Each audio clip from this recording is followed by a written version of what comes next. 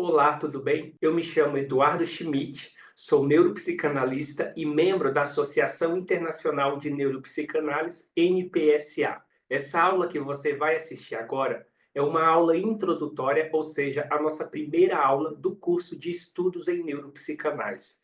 Esse nosso curso terá a duração de 1 ano e nós teremos aulas ao vivo a cada 15 dias. Essas aulas também ficarão gravadas sempre que você não puder assistir essa aula ao vivo.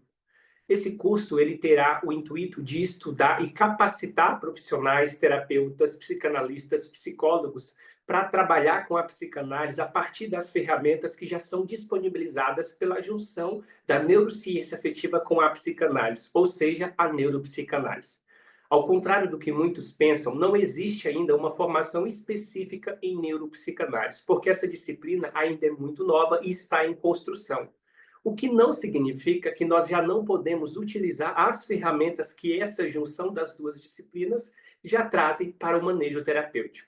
Então, se você tem interesse em conhecer mais sobre as ferramentas já disponibilizadas por essas duas disciplinas para o atendimento neuropsicanalítico, venha fazer parte dessa comunidade e estudar neuropsicanálise conosco. Aqui embaixo você vai encontrar o link e também o WhatsApp para você saber mais a respeito dessa comunidade e como você pode se tornar um membro para estudar neuropsicanálise junto conosco. Aproveite que esse curso acabou de começar e a gente ainda tem muitas vagas disponíveis, tá bom? Boa aula para você!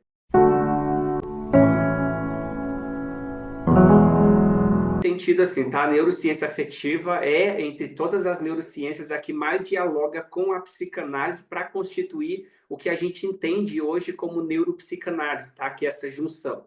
E aí, ao contrário do que muitas pessoas, vocês vão perceber falando nesse sentido, a neuropsicanálise, assim, com tudo que ela já tem constituído como ferramenta, ainda que ela não tenha uma disciplina já formada, uma formação.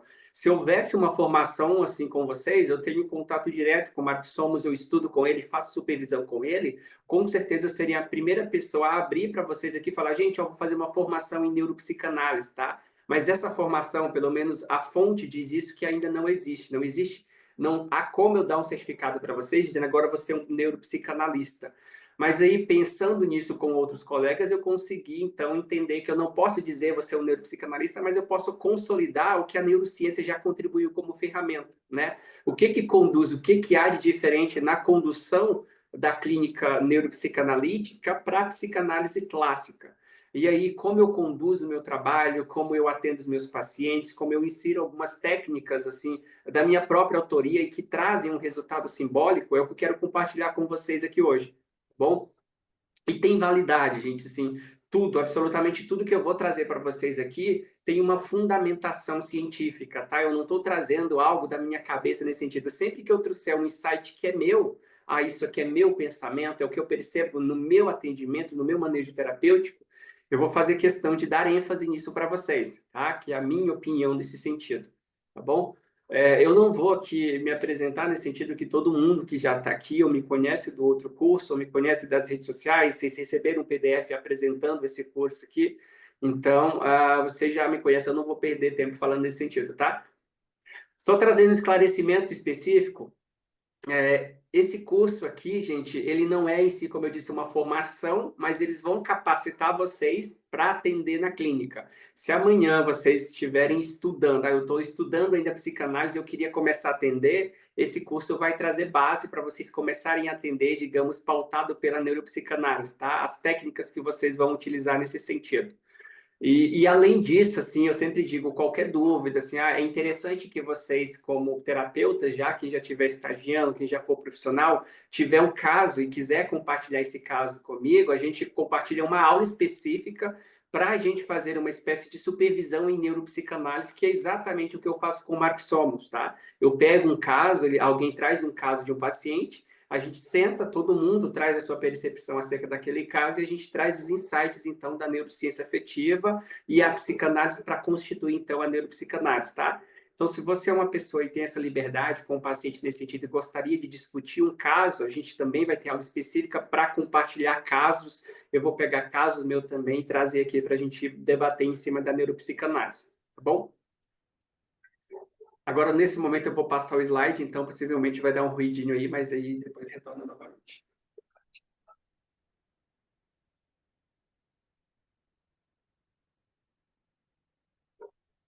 Então, só para pontuar um pouquinho, assim, para colocar a gente na mesma página, eu sempre trago um tópico para dizer em que momento da aula a gente está. Bom, assim, para vocês se encontrarem aí. Primeiro, a gente vai falar do surgimento da neurociência afetiva, né? Qual que é o ambiente, qual que é o percurso que a neurociência afetiva faz junto com o seu principal autor para se consolidar no que é hoje, né? Assim como muitas outras teorias nesse sentido, ela tem um percurso um pouco diferente da maioria das neurociências de forma geral, tá? Também assim falar um pouquinho qual é o contexto histórico, assim, quem que é o autor, como que ele começou a trabalhar nesse sentido, um olhar muito mais direcionado para as emoções em si do que para a cognição, que é o que a gente percebe hoje em 90% da psicoterapia, das psicologias de forma gerais e até mesmo das neurociências. Vou falar um pouquinho também sobre o principal autor, a maioria de vocês já conhece, o Jack Panksepp, e as obras referências, as obras que estão fundamentadas tanto para eu construir esse curso aqui, que é o que eu estou ministrando para vocês, como as obras que eu leio, que eu trago no meu atendimento, como as obras que consolidaram, de certa forma, a neurociência afetiva no que ela é hoje, tá? São obras, assim, extremamente espessas, assim, dá quase uma interpretação dos sonhos do Freud, que o livro que deu marco na psicanálise é o livro, são dois livros que trazem esse marco em si da neurociência afetiva. Eu vou falar dessa referência para vocês, nesse sentido, tá? Vou falar também o que é, então, a neurociência, qual que é a diferença, o que difere ela das outras neurociências, qual que é o foco, por que eu não posso falar neurociência e aí eu preciso falar neurociência afetiva, né? O que esse afetiva tem como particularidade que distingue ela das demais neurociências de forma geral. E aí vou falar também a neurociência afetiva e as neurociências de forma geral, qual que é o foco de cada neurociência e qual que é o foco em si da neurociência afetiva, porque ela é tão cara, né, tão próxima assim nesse sentido para a gente trabalhar na clínica, no manejo terapêutico com o paciente. O que a gente percebe assim, detalhes dessa neurociência afetiva na clínica, no discurso do paciente, na compulsão de repetição do paciente, que dificilmente a gente consegue perceber de outras neurociências de forma geral, que estuda lá essa máquina, essa estrutura nesse sentido. Vou falar da triangulação da neurociência afetiva, que, na minha humilde opinião, é o que promove, é o que traz a ela uma peculiaridade diante das outras neurociências. O fato dela ter um triângulo, como se fosse o tripé psicanalítico, e esse tripé, essa triangulação dentro da neurociência afetiva, faz com que ela tenha um olhar muito mais completo, né, para o indivíduo, para o ser humano, para os seus processos cognitivos, do que em si as outras neurociências ou as próprias psicologias de forma geral. Falar sobre o conceito de mente e cérebro, e para falar do conceito de mente e cérebro, que é tão caro para a neurociência afetiva, eu preciso bater um pouquinho na ideia dualística ali do Descartes, que fala um pouquinho da dualidade do mundo, da dualidade das coisas, da dualidade do corpo, da alma. E aí eu vou fazer então um percurso e pegar uma obra de um outro autor muito caro, que muitos de vocês conhecem, para me dar base do porquê esse questionamento ele é tão inicialmente construído pelo Jack Panksepp e depois fundamentado por outros autores. E aí a gente vai para os 7 afetos fundamentais, que a maioria de vocês já conhecem, já trabalham até com os 7 afetos fundamentais, percebem esses afetos em si mesmo, no seu bichinho de estimação, na sua criança, no seu neto, nesse sentido. Depois falaremos, então, do que eu considero a base da consciência, a base de todos os afetos que a gente trabalha aqui. A base, se houvesse hoje, que tivesse que apontar uma estrutura que é responsável pela nossa consciência dentro do cérebro, eu diria essa estrutura é a base da consciência do cérebro. É ela que intermedia todos os processos que depois a gente vai sentir, pensar, refletir, planejar. E aí o Marcos Thomas também traz isso assim, um papel principal, né, da consciência está ligado a essa região, tá? E aí a gente encerra então, né, com o que é mais especial que eu considero nessa aula, que é a importância então da neurociência afetiva para psicoterapeutas, psicanalistas nesse sentido. O que há de diferencial no terapeuta que trabalha com base na neurociência afetiva para outro psicanalista, para outro terapeuta, para um psicólogo, tá? É o que eu pretendo trazer aqui para vocês, que é o que hoje eu trabalho. E eu sempre fundamento muito assim, que em raros casos assim, que alguns pacientes que eu tenho, a maior parte dos meus pacientes em si são terapeutas, são psicólogos de TCC, abordagens comportamentais, são médicos, advogados, pessoas que têm já um contato com as psicologias de forma gerais, ainda assim estão trabalhando dentro desse método da neuropsicanálise, fundamentado pela neurociência afetiva, e a gente tem tido excelentes resultados. Até um caso que possivelmente eu vá trazer aqui um pouco mais adiante, conforme vá evoluindo, é o caso de uma paciente com múltiplas personalidades, né? Ela apresenta 4 personalidades. E aí, às vezes, você está atendendo, é uma personalidade que vem, às vezes é uma outra personalidade, e como que a neuropsicanálise assim, oferece para essa paciente um acolhimento nesse sentido, e ao mesmo tempo uma explicação que nenhuma outra abordagem conseguiu, né? O mesmo caso para um psicólogo que eu atendo, para um médico que traz, por exemplo, uma dependência, um vício em pornografia, e ele encontra na neuropsicanálise a explicação para aquilo. E aí não somente a explicação, que aí uma coisa que a neuropsicanálise discorda um pouco da psicanálise clássica, que só a tomada de consciência, ou seja, a grosso modo, a psicanálise fala que tornar aquilo que é inconsciente, muitas vezes o nosso desejo, que é o material mais caro da psicanálise, tornar aquilo consciente, tornar o inconsciente consciente, tende a diminuir as demandas, o sofrimento que o paciente apresenta. A neuropsicanálise não é mais do que isso, eu preciso tornar aquilo consciente, que muitas vezes é um processo que dura bastante tempo, mas depois constituir campo, né? Constituir campo para que esse indivíduo consiga entender aonde que eu posso suprir essa necessidade.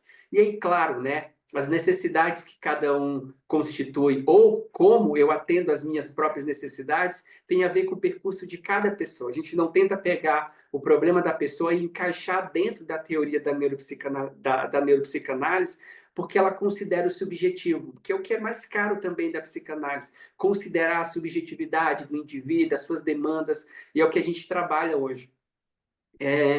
Então, eu tenho até uma amiga que fala assim para mim que ela não conhece nada, assim, nenhum conceito, nenhuma demanda, nenhum problema que a neuropsicanálise não dê conta. Hoje, e ela é prova disso, é uma das abordagens mais eficazes para emagrecimento, né? Para perda de peso nesse sentido, é uma das abordagens mais eficazes para tratar o trauma nesse sentido, para também atender outros profissionais que muitas vezes já vêm constituídos dos seus próprios saberes, né? E o melhor, que eu acho primordial na neuropsicanálise, é que a gente tem uma fundamentação científica. A gente não fala de um achismo, a gente traz aquilo que se consolida, né? Então é um pouquinho do que eu vou trazer para vocês aqui, que eu quero compartilhar. E aí, um toque meu, e aí eu abro aquele parênteses gigantesco para dizer que isso é uma teoria minha, lendo um livro, né, de um outro teórico americano, o nome dele é Dr. Stephen Lee, eu acho que é esse o nome dele, que é a neurociência afetiva na psicoterapia, eu consegui entender, assim, criar, né, digamos, a partir de uma escala dos afetos, a minha própria escala que eu aplico nos pacientes para medir qual desses 7 afetos está em desvio. De repente o paciente apresenta um desvio num desses afetos. Se eu constituo o campo, vou trabalhando na terapia, mas já vou constituindo, abrindo o campo para o paciente suprir esse afeto que está em desvio, a melhora do paciente é significativa, é muito rápida, tá? Não é promessa, não é mágica, mas à medida do possível a gente consegue constituir uma possibilidade de existência menos sofrida, menos dolorida. E aí, claro, né? Eu sempre falo que os afetos são uma espécie de cobertor curto. Você supre uma necessidade aqui, de repente abre outra ali, a gente vai trabalhando, mas isso é a existência, né? Isso é a vida, essa oscilação. Tá bom,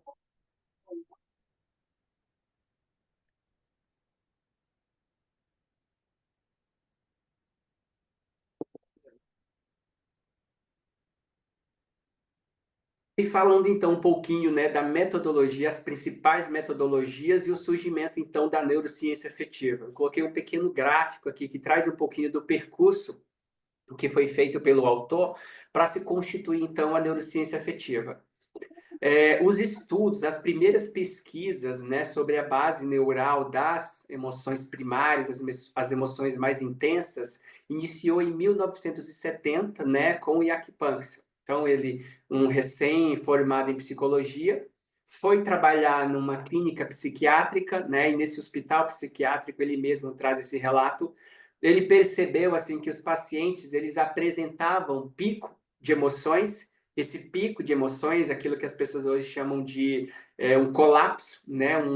Agiu por impulso nesse sentido. Quando esses pacientes apresentavam aquilo que é sentir, eu sinto isso, desencadeia algum comportamento, alguma ação no mundo, os médicos simplesmente medicavam aquele paciente, traziam uma medicação, um sedativo, um opioide nesse sentido, e o paciente se acalmava, né? Um benzodiazepínico muito conhecido, clonazepam, etc. E o paciente se acalmava, ele não expressava mais aquilo. E aí, à medida que o Jack Panksepp, como terapeuta desse hospital, começou a acompanhar esse processo dos médicos sempre desligarem, né, a expressão, a oportunidade que esse paciente tinha de colocar para fora, de expressar fisicamente, mentalmente, psicologicamente o que ele estava sentindo, ele se sentiu frustrado, né, nesse método de tratamento, e ele foi trabalhar então na área de pesquisa. Na cabeça dele haveria de existir alguma outra forma de tratar esses pacientes que não somente, né, nessa metodologia de desligar tudo que eles sentem, de apagar, de acalmar, de sedar o paciente. Muito comum, assim, ao que a gente entendia que hoje é proibido, uma camisa de força. A camisa de força, se amarra uma pessoa, ela não consegue se soltar, se expressar, fazer aquilo que ela tem desejo. E aí o Jack Panksepp tinha interesse, assim como Freud, de entender por que, que o indivíduo quer fazer aquilo, né? Por que, que aquilo é caro para ele nesse sentido. E aí ele conseguiu, então, migrar da área da psicoterapia, a clínica, para a área de pesquisa, e ele fez a seu doutorado, fez pós-doutorado em neurociência e começou, então, a sua investigação nas bases neurais. Diferente das muitas neurociências que estudavam muito mais os processos cognitivos, os processos terciários da mente, vez ou outros processos secundários. Eu estou falando de neocórtex, aquilo que pensa, aquilo que raciocina, que planeja, que para nós, seres humanos, é objeto de foco de muitas abordagens psicoterapêuticas, o foco de muitas abordagens neurocientíficas, porque a cognição é aquilo que diferencia, aquilo que torna o ser humano um ser divino, né, com outros primatas, a partir de outros animais. Então, aquilo que o ser humano tem de especial, e aí a humanidade egocêntrica, nesse sentido, passou a se concentrar somente nessas instâncias que são diferentes dos outros animais. E o Jack Panksepp fez o caminho contrário, ele foi estudar, né, as partes mais primitivas. Para isso, ele começou trabalhando com alguns roedores, como o rato, o porquinho da Índia, em que ele colocava alguns eletrodos, né, em áreas e regiões específicas do cérebro desses roedores, e ele dava pequenos choques elétricos, e cada vez que ele eletrocutava uma determinada região do cérebro desse animal, desse mamífero, ele desencadeava um comportamento.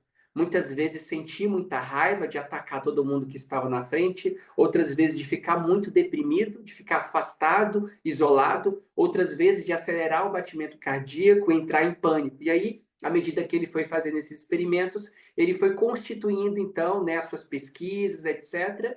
E em 1985 ele começou a divulgar os primeiros artigos, né, os primeiros resultados dessa longa pesquisa que ele tinha feito, de 1970 até 1985. Então, ele fez alguns dados, ele coletou, né, algumas contribuições de outros autores, e ele chegou, então, no que a gente entende hoje, que foi a primeira publicação de um artigo muito famoso dele, que foi os 4 afetos. Ainda não se chamava afeto, ele chamava apenas de circuitos emocionais, circuitos cerebrais, circuitos primários nesse sentido.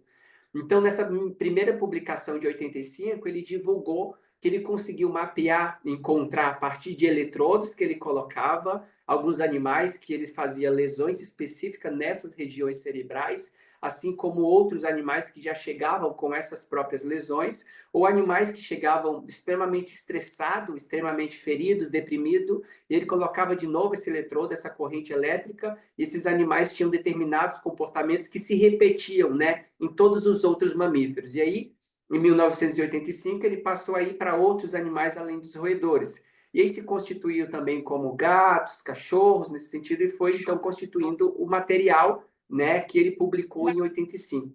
E nesse primeiro material, nesse primeiro artigo, ele encontrou 4 sistemas afetivos que foram mapeados, comprovados e sustentados cientificamente, que foi o sistema SIC. Vou fazer. Abrir aqui.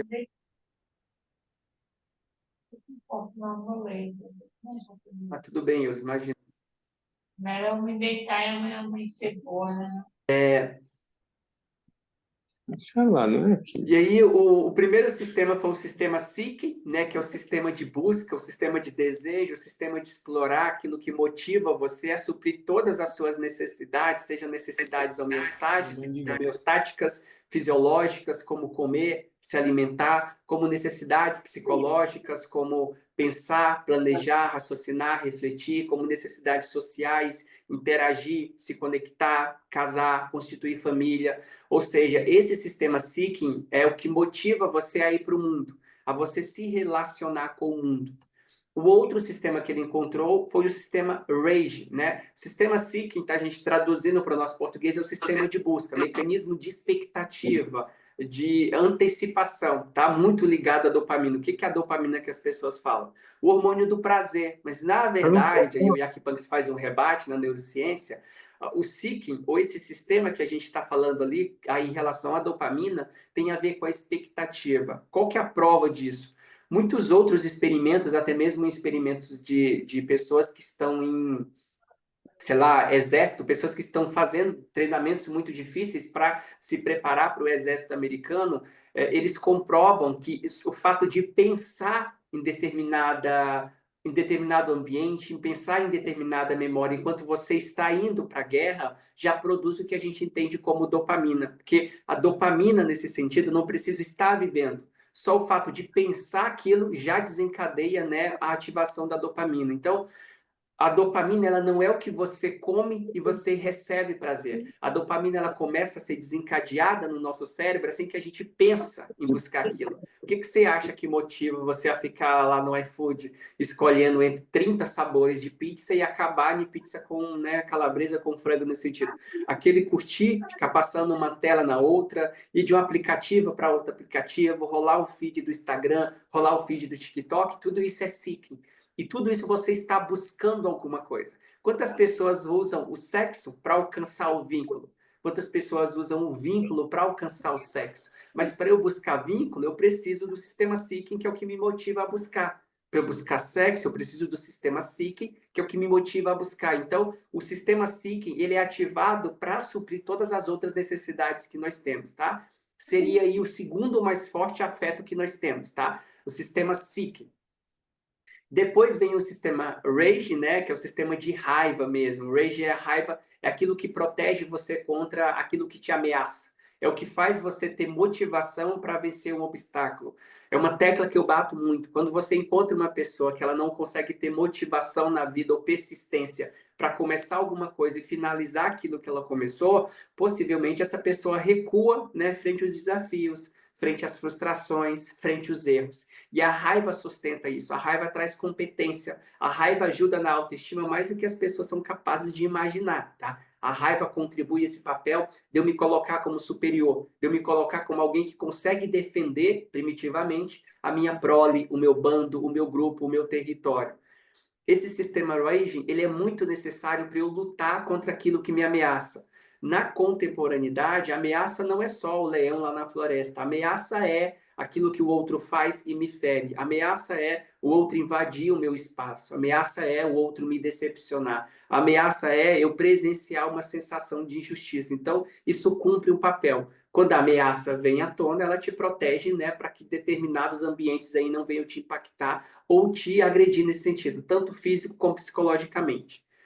O outro sistema foi o sistema FEAR, né, que é o sistema de medo, o sistema de recuar, o sistema de correr de uma determinada ameaça.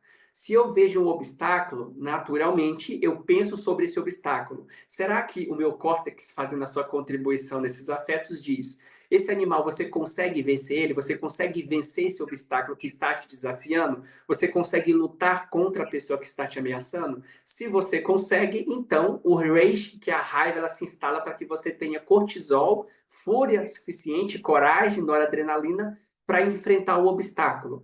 Se o teu córtex concluir que você não consegue lutar contra aquela ameaça, aquele obstáculo, você recua. O fugir, né? Eu vou fugir, congelamento, fuga, luta, é o que desencadeia então o fear, o medo. O medo traz dois comportamentos: ou eu luto contra aquilo amparado pela raiva, ou eu vou fazer uma fuga, fugir daquilo que está me causando medo, que é uma possível ameaça. O outro afeto foi o panic e grief. Panic e grief significa pânico e luto, tristeza, necessidade de vínculo. Ele tem dois estágios, porque o primeiro estágio é pânico. Eu sinto medo quando eu estou desconectado de alguém. Eu sinto medo de perder um relacionamento. Eu sinto medo de ser desamparado pelos pais. Eu sinto medo de ser desamparado pelos amigos. Eu sinto medo de estar sozinho. Isso é de fato medo. Não é que você é carente, nada disso. O medo, de fato, existe de perder vínculo. Primitivamente, sempre que eu falo desses afetos, estou falando primitivamente porque a existência deles, datando cerca de 300 milhões de anos, sempre que eu vou, de certa forma, perder um vínculo, isso é ameaça, porque para os mamíferos, estar em grupo, viver em comunidade, constitui garantia de sobrevivência muito maior do que se ele estiver sozinho, né? Além disso, em algum momento o mamífero entendeu que ter um outro parceiro facilitaria e aumentaria a chance da espécie continuar, ou seja, dois cuidando de um filhote, esse filhote tem a chance de reverberar muito maior do que se for só um cuidando desse filhote, tá? Então isso acontece em todas as espécies de mamíferos e até em alguns pássaros nesse sentido.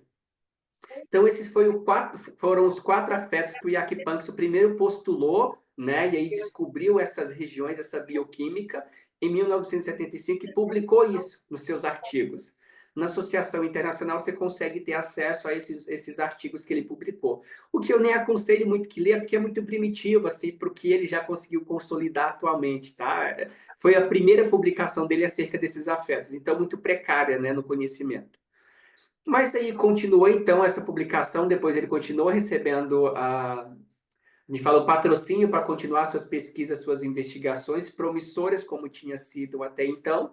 Ele fez então a teoria, ele formulou a teoria dos 7 afetos fundamentais, acrescentando, né, a esses 4 mais 2 afetos, e aí nesse percurso até ele chegar em 98, mais um afeto que eu vou falar dele mais adiante. Mas é o sistema play. Sistema play basicamente significa brincar, né? O ser humano, todo mamífero, na verdade, aprende brincando. São os animais na floresta que brincam de lutinha e essas lutas, essas habilidades que eles desenvolvem na brincadeira, eles vão aplicar na vida adulta, né? Eles vão usar as habilidades de brincar, de caça, de luta para defender o território, para defender a prole, para lutar por uma fêmea, para lutar por uma caça. Nós, seres humanos, é na brincadeira que desenvolvemos habilidades sociais, respeitar o limite do outro, perceber que eu não sou sempre o centro da atenção, mas que volta e meia eu transito entre esse papel de líder, pessoas que têm a atenção dos outros, a criança que é seguida por todas as outras crianças, a criança que fala e as outras crianças escutam, a criança que segue nessa criança, mas em outro grupo eu não sou o líder, eu não sou o que a criança segue, eu sou só mais um membro desse grupo. Transitar entre esses papéis, então desenvolve as habilidades cognitivas sociais que na vida adulta a criança vai precisar. Uma das terapias mais eficazes para, né, trabalhar com crianças hoje é a ludoterapia. O que é a ludoterapia? É você trazer pequenas cenas, pequenas brincadeiras do cotidiano, como um supermercado, um restaurante, e ali nesse restaurante em que a criança precisa esperar, precisa se comportar, precisa pedir, cumprir horário, cumprir regras de etiqueta, a criança vai, então, vivenciando um como se fosse da vida real. E à medida que eu tenho esse tempo de brincar, eu desenvolvo essas habilidades que em algum momento na vida adulta vão ser cruciais. O outro sistema é o sistema care. O sistema care é o sistema de cuidado, né? O sistema de cuidar do outro. Nós, mamíferos, entre todos os animais, somos um dos que nasce mais vulnerável. Nós nascemos totalmente dependentes de um outro mamífero para nos cuidar. Então, nós nascemos com um sistema de cuidado que, quando nós sentimos fome, nos faz chorar. No reino animal, fazer pequenos grunhidos para chamar o cuidador, para chamar a mãe.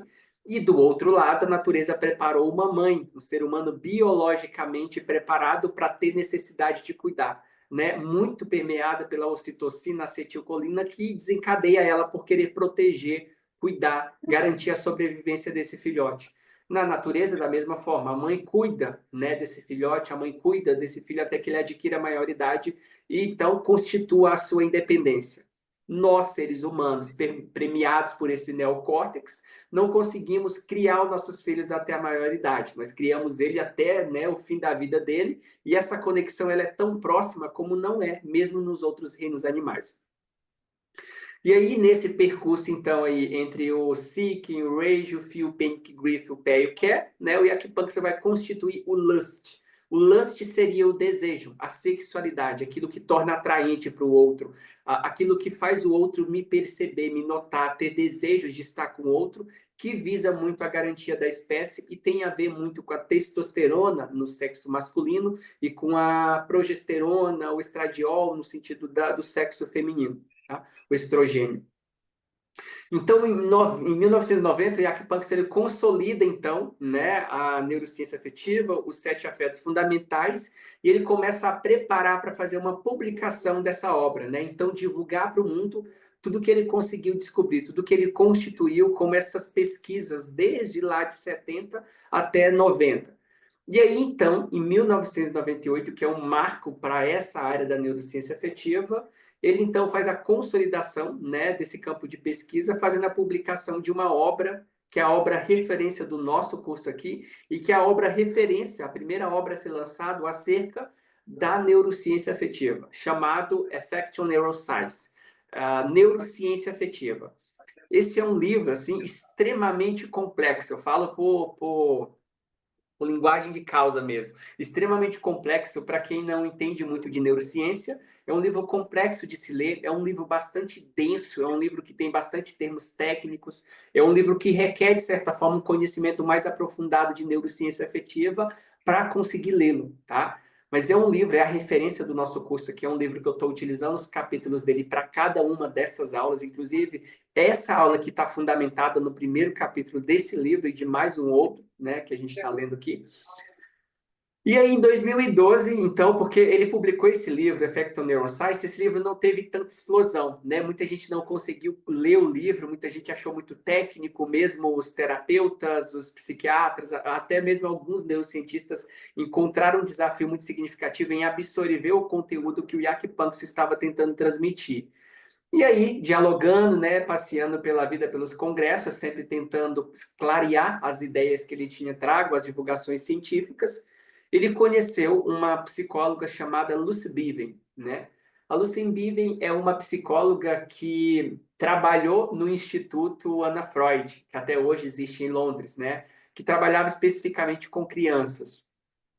E lá, a Lucy Beaven teve o contato a primeira vez com a neurociência, no caso que ela pegou de uma criança, que ela teve que pegar essa criança que tinha sido adotada pelos outros pais, e aí no processo, enquanto se concluía o processo de adoção, os pais biológicos desistiram, né, de doar essa criança para adoção e resolveram entrar na justiça para tentar pegar essa criança de volta. E aí, nesse parâmetro, né, a Lucy Beaven, como psicóloga, foi constituída para acompanhar essa criança nessa transição. A criança ela não conseguiu ficar com os pais biológicos e aí ela teve que retornar para os pais adotivos. Criança de 6 meses, né? O tanto que os 6 meses é primordial para a vida de uma criança. E a criança constituiu um afeto muito significativo por esses pais não biológicos, por esses pais adotivos. E aí, através disso, a Lucy Beaven, ao contrário do que a psicanálise falava, a Lucy Beaven falou como que essa criança conseguiu constituir um cuidado, ter uma mente, hoje essa criança vive muito bem, ter uma mente saudável, etc., nesse sentido, sendo que ela, né, ela não é filha especificamente desses pais. E aí ela concluiu que, ao contrário do que a psicanálise falava, se você está num ambiente saudável, que você recebe cuidado, que você recebe amor, proteção, vínculo, tem as suas necessidades afetivas supridas, você consegue se vincular a essas pessoas e alcançar assim, uma proximidade, um vínculo com elas tão significativo como se fossem os pais biológicos. E aí isso explodiu a cabeça da psicanalista, então ela foi pesquisar a neurociência e assistindo um congresso, ela viu que um dos palestrantes era o Jack Panksepp. E aí ela se surpreendeu com o que ele falou, foi ler o livro dele, disse que não entendeu nada do livro dele, mesmo tentando ler o livro 5 vezes. E aí trocou alguns e-mails com ele e o Jack Panksepp convidou a Lucy Beaven para reescrever, né, uma atualização desse livro Effect on Neuroscience. E aí a Lucy Beaven, né, prestigiada por isso, foi escrever esse livro agora com uma linguagem muito mais fácil de entender, uma linguagem mais terapêutica nesse sentido e nem tanto neurocientífica. E aí eles lançaram, então, em 2012, recente, assim por dizer, um livro dessa escala, o livro The Archaeology of Mind, que é a arqueologia da mente, né? Que fala das nossas mentes ancestrais. E é também um livro que eu estou utilizando muito, assim, mais do que o Effecto Neuroscience, que é um livro um pouco mais complexo de mesmo você extrair conteúdo, eu estou usando mais esse livro aqui, Arqueologia da Mente, porque ele é direcionado para pais que querem trabalhar com seus filhos, psicopedagogos, professores, supervisores, líderes religiosos, terapeutas, psiquiatras, médicos, nesse sentido, todo mundo que lida com pessoa. Compreender os 7 afetos fundamentais transforma-se a forma que você trabalha com pessoas, né? E essa é a proposta deles nesse livro, assim, tá? E aí, em 2017, infelizmente, o Jack Panksepp veio falecer, né, de um câncer que ele já estava tratando, tá? Ele também já foi presidente da NPSA, que é a Associação Internacional de Neuropsicanálise, e foi parceiro muito próximo assim do Mark Solms, tá? Dialogaram muito, tem muitas palestras, congresso que eles fizeram junto, divulgando a neuropsicanálise. Não só ele, como Eric Kandel, também Antônio Damasio, foram outros neurocientistas que contribuíram, mas nenhum dialogou tanto com a psicanálise, como foi o caso do Jack Panksepp, né, trabalhando com o Mark Solms. Bom, fiquem bem tranquilos assim que a gente vai ter uma aula para cada um desses afetos, tá? A gente vai aprofundar de forma bem específica em cada um desses afetos aí. Perfeito?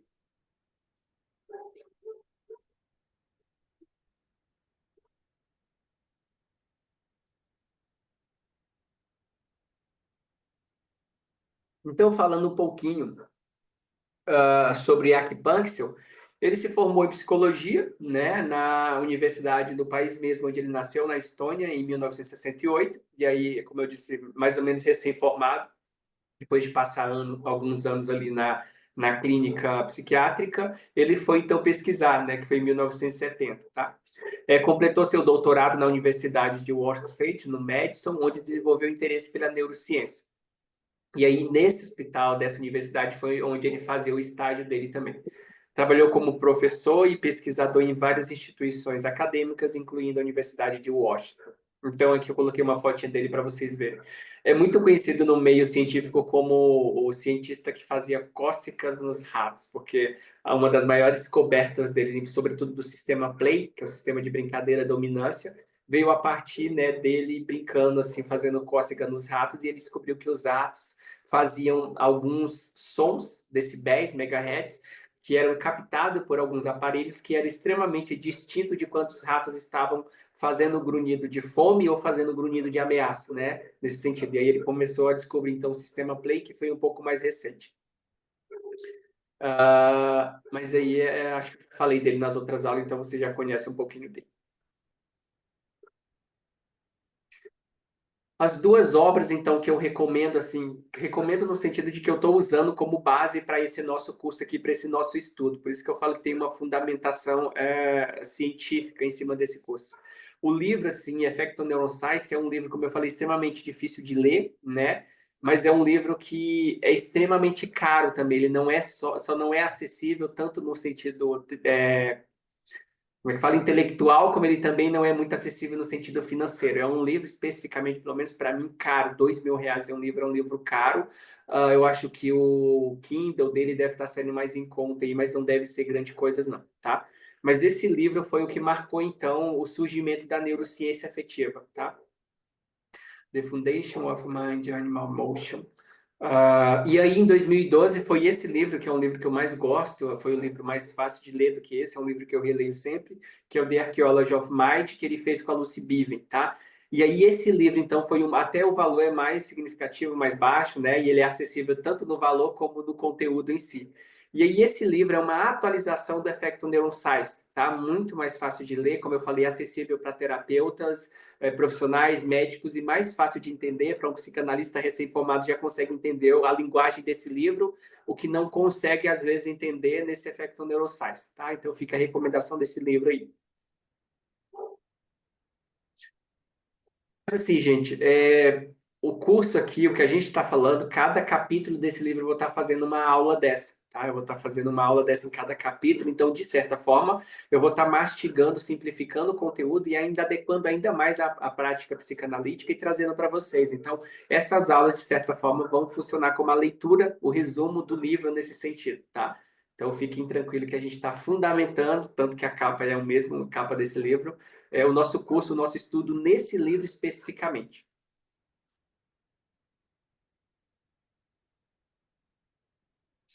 Tem um cachorro aqui latindo, mas é difícil, enfim. Então, vamos falar um pouquinho o que é neurociência afetiva, né? Qual que é a distinção, então, da neurociência afetiva? Ela é uma subdisciplina, ou seja, ela não é uma neurociência diferente, não é neurociência porque utiliza alguns métodos de investigação idênticos ao que as outras neurociências investigam, como o IFRMI, que é o aparelho de ressonância, usa o PEPT, usa eletrodos, usa lesões específicas. Então, a metodologia, como que ela foi constituída enquanto pesquisa, é a mesma que as outras neurociências, mas ela tem um foco específico. Assim, o foco, o diferencial da neurociência afetiva é que ela está muito mais interessada em estudar as nossas emoções primárias, a primeira emoção a surgir nos mamíferos, tá? E aí essas emoções, nesse sentido, vão desencadear, então, o campo de pesquisa focal da neurociência afetiva, que difere um pouco das outras neurociências, que, de certa forma, se concentram muito mais, também um pouco, uma vez ou outra, nessas regiões mais primitivas, mas tem um foco, um viés muito mais cognitivo, né? Muito mais reflexivo, porque, como eu disse, a cognição, o planejamento, o neocórtex é o diferencial dos mamíferos humanos e alguns primatas dos outros animais. Então, as neurociências, assim como a psicologia, que bebe muito nessas neurociências tradicionais, se concentraram muito em estudar o neocórtex, né, a parte mais desenvolvida, datando 60, 70 milhões de anos, enquanto essa região subcortical data 200, 300 milhões de anos. Então, Jack Panksepp foi estudar essas regiões, até então muito mais ignorada pelas outras neurociências, pela psicologia, campos de pesquisa, tá? E aí, talvez por isso o desafio dele se tornou maior, né? Estudar essas regiões que ainda assim é mais difícil para acessar do que a cognição quando a gente fala de testes, pesquisas, porque daí é na parte mais primitiva do cérebro, a região mais essencial, né, para o ser humano sobreviver, tá? Assim como também os animais. Então, o principal diferencial é isso, a neurociência foca nas emoções. E quem dera, né? Eu espero muito assim que as psicoterapias foquem muito mais nas emoções do que no processo cognitivo do paciente. A cognição ela tem que vir, ela tem que acontecer, mas eu acho que ela não pode ser o foco da terapia em si, porque toda emoção representa, de certa forma, um instinto, um sentir. Aquilo que o paciente sente, ele vai interpretar, elaborar, e daí chega no neocórtex com uma outra cara, transfigurado com outro sintoma, com outro pensamento que muitas vezes ele nem sabe nomear. E ao contrário também, né, do neocórtex, as emoções primárias elas não podem ser enganadas, né? Elas não agem de forma automática. Estão o tempo todo sentindo, pesquisando, né? Trazendo resultado, neurofeedbacks nesse sentido, ao contrário do córtex, que se repete, ele automatiza, você nem tem consciência do que está fazendo. E aí, como eu disse, o foco principal, então, da neurociência afetiva são essas regiões mesmas mais subcorticais, tá? Que eu coloquei um slidezinho para vocês verem. Ali a gente tem o tronco cerebral, que é a parte primordial, assim, de uma estruturinha que a gente vai falar daqui a pouco. E essa parte, assim, mais amarelada, cinza, é o que, em si, a maior parte das psicologias comportamentais ou das neurociências cognitivas investigam, né? E essa região primária a desenvolver, que eu falo que o cérebro é como se fosse uma árvore, né? Primeiro vem esse tronco, nasce o tronco nesse sentido, depois do tronco, então, vem os galhos, que daí é o sistema límbico, e esse sistema límbico, que é os galhos, vão dar origem, né, às folhas, né, às folhagens, que aí são o neocórtex, e os frutos também, os nossos pensamentos, as cognições, os planejamentos. Daí o Jack Panksepp fala muito isso. Concorda que para você estudar essa árvore, não dá para você estudar só os frutos dela e ignorar o tronco, né? Ignorar a origem, a semente, o solo que essa árvore está, de certa forma, plantada? Esses solos são os outros animais que antecedem a nossa evolução. E quando eu estudo regiões subcorticais, eu estou estudando, de certa forma, esses animais. Até então, o behaviorismo, muito dominante no tempo do Jack Panksepp, se concentrou muito em estudar aquilo que era observável, né? O observável, muitas vezes, é o resultado do que o neocórtex planejou. Mas aí o berrivorismo, nem o neocórtex ele quis estudar. Ele quis estudar muito mais o que era observável, porque até então a ciência muito rígida exige que possa ser visto, que possa ser mensurado, que possa fazer uma escala, que eu consiga replicar determinados comportamentos no ambiente. Então, por isso que a neurociência afetiva demorou mais para vir como as neurociências do que, de certa forma, o berrivorismo. E aí eu até falei numa outra aula que o Jack Panksepp trocou algumas cartas com o Skinner, né? Falando assim que ele poderia usar a voz que ele tinha, a influência que ele tinha no meio neurocientífico para convidar os outros campos a estudarem, né? Aquilo que não é visto, aquilo que não é mensurável, aquilo que não se dá para tocar, que não se dá para mensurar através de uma escala que seria as emoções. E aí, então, o Skinner responde para ele que isso não era do interesse do berrivorismo e que uma outra ciência teria que estudar isso, né? E que não o berrivorismo. E aí outras ciências, então, se consolidaram, se desenvolveram, e entre elas a neurociência afetiva, que disse, não, dá para a gente mensurar, dá para a gente colocar a emoção numa escala. Como? A partir do momento que eu estudo os outros animais. Porque os outros animais, assim, eles têm estrutura muito semelhantes, até idênticas a que nós mamíferos temos, né? Então, os mesmos circuitos, as mesmas bioquímicas e estruturas cerebrais que estão presentes em mim quando eu sinto medo, quando eu sinto afeto, quando eu sinto emoção, estão presentes também no gatinho que você tem em casa, no pet, no rato ou no cachorro que você adotou, tá? Experimenta afeto da mesma forma que nós experimentamos. Então, o foco da neurociência afetiva são as regiões subcorticais. O que não significa, tá, gente, que ela ignora, tá, as regiões neocorticais ou as regiões subcorticais, tá? A gente olha para isso nesse sentido e estuda. Mas essa região primitiva aqui é o foco maior, é o nosso interesse. Assim como a neurociência e as psicologias comportamentais têm um foco, um viés muito mais cognitivo, mas lida com a emoção primária que surge nessa região mais primitiva, nós olhamos para essa região primitiva primeiro, para depois compreender os processos secundários e terciários.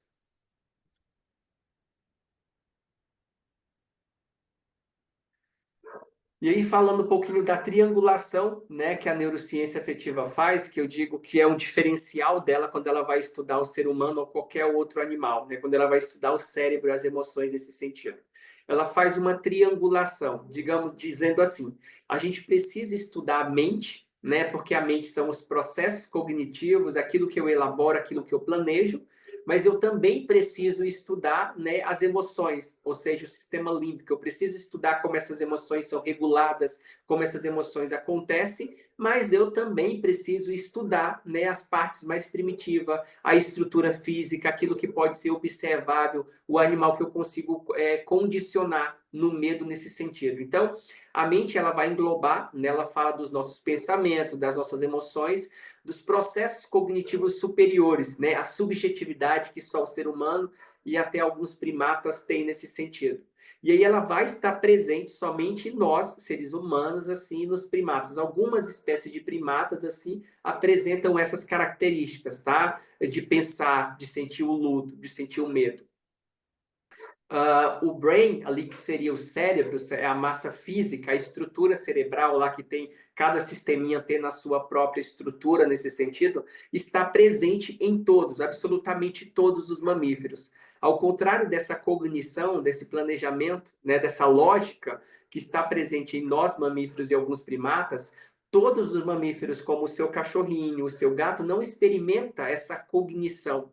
Mas isso não significa que ele não experimenta afeto, tá? Ele experimenta afeto, tanto que ele experimenta raiva, ele experimenta medo, ele experimenta vínculo, ele experimenta lust, ele sente desejo sexual nesse sentido. Então, esses afetos, eles estão presentes em todos, absolutamente todos os mamíferos apresentam essas estruturas afetivas, esses 7 afetos fundamentais que eu falei para vocês. E aí eu preciso, então, estudar a mente, né, a cognição, mas eu preciso estudar quais são as estruturas físicas que geram essas emoções. Quais são essas estruturas que estão ligadas ao neocórtex, que faz o neocórtex planejar, que faz o neocórtex raciocinar, né, pensar, refletir acerca do futuro. E aí um outro ponto é o comportamento, né? Aquilo que é observável, o que eu consigo observar na ação. Beleza, tem o neocórtex, tem aqui a estrutura física e tem algo que motiva esse comportamento. O que motiva esse comportamento? Aí eu estou falando de uma emoção primária. aquilo que é mais primitivo, né? Aquilo que é primitivo que eu consigo observar. Por exemplo, se eu pego qualquer réptil, um réptil, por exemplo, ele vai ter um determinado comportamento de agressividade, mas ele pode ter uma agressividade sem experimentar exatamente um afeto como o mamífero experimenta, tá? O mamífero experimenta um afeto que um réptil pode não experimentar. Essa é a diferença. E o réptil, ele exige os seus comportamentos exatamente como são, exatamente o afeto que ele está sentindo, de raiva, de dominação, de defender o seu território, ele vai desencadear aquilo e não experimenta nenhum afeto. É o que a gente chama de instinto, é puro instinto. Mas até o mamífero, o gato que você tem, ele tem esse instinto, mas ele é permeado de afeto, como é o caso também do ser humano. Não só tem instinto, como tem um afeto e tem uma cognição, que amplia a forma que esse afeto, que esse comportamento vai se acrescentar, vai se manifestar. Então, quando eu falo de cognição, estou falando de algumas espécies de primatas, como orangotangos, o chimpanzé, e eu estou falando do ser humano especificamente, né, a mente em si, mind. E aí, quando eu falo do brain, que é o cérebro, eu estou falando da estrutura física, a máquina.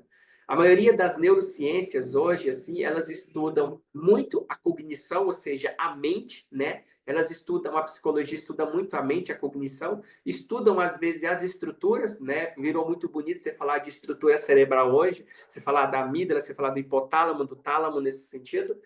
E aí a neurociência afetiva está interessada também em incluir nessas duas instâncias que algumas abordagens já estudam, essa triangulação e observar também o comportamento, né? O comportamento não só dos mamíferos, né? O comportamento não só do cachorrinho do ser humano, mas também desses animais mais primitivos. A ideia que o Paul MacLean falou do cérebro reptiliano. Como que o cérebro reptiliano se expressa? Como que ele se comporta se eu comparo ele com um cachorro, se eu comparo ele com um ser humano? O que que acontece se eu estimular uma determinada região, né, de um jacaré, um réptil nesse sentido, e estimular essa mesma região no cérebro do cachorro, no cérebro do ser humano?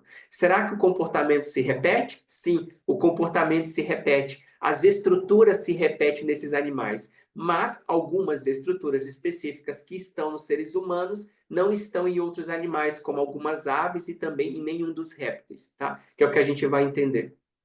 Então, basicamente, a neurociência é completa porque ela estuda a mente, ela estuda o cérebro, a estrutura física e ela estuda o comportamento, engloba a manifestação, como que esse afeto vai se manifestar no dia a dia, tá? E estuda também essa evolução, que é tanto o réptil, ou seja, 500 milhões de anos o primeiro a existir, depois estuda os mamíferos mais evoluídos e aí continua nesse processo com o ser humano hoje, tá? Isso é o que a gente entende como triangulação dentro da ciência afetiva. Essa imagem aqui é muito, eu acho essa imagem muito bonita. Ela é do Jack Pankel. Aqui tem o pássaro que vocês podem perceber aqui à esquerda. Ah, depois tem o gato aqui e depois tem o ser humano. Então, nessa imagem ali que ele fala que é a imagem da neurociência afetiva, essa triangulação constitui a mente humana, que é esse maior, nós mamíferos, ser humano e alguns primatas, constitui os gatos, os mamíferos menos evoluídos, mas ainda com afeto, e o comportamento, os répteis, a parte mais primitiva.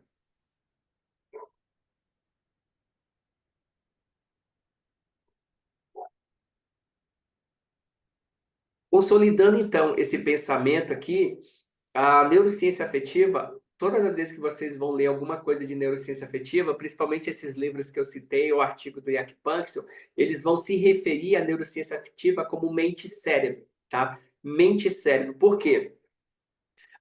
Eles defendem esse termo porque eles acreditam que a neurociência afetiva ela precisa estudar o cérebro como uma entidade única, ou seja, eles são monística.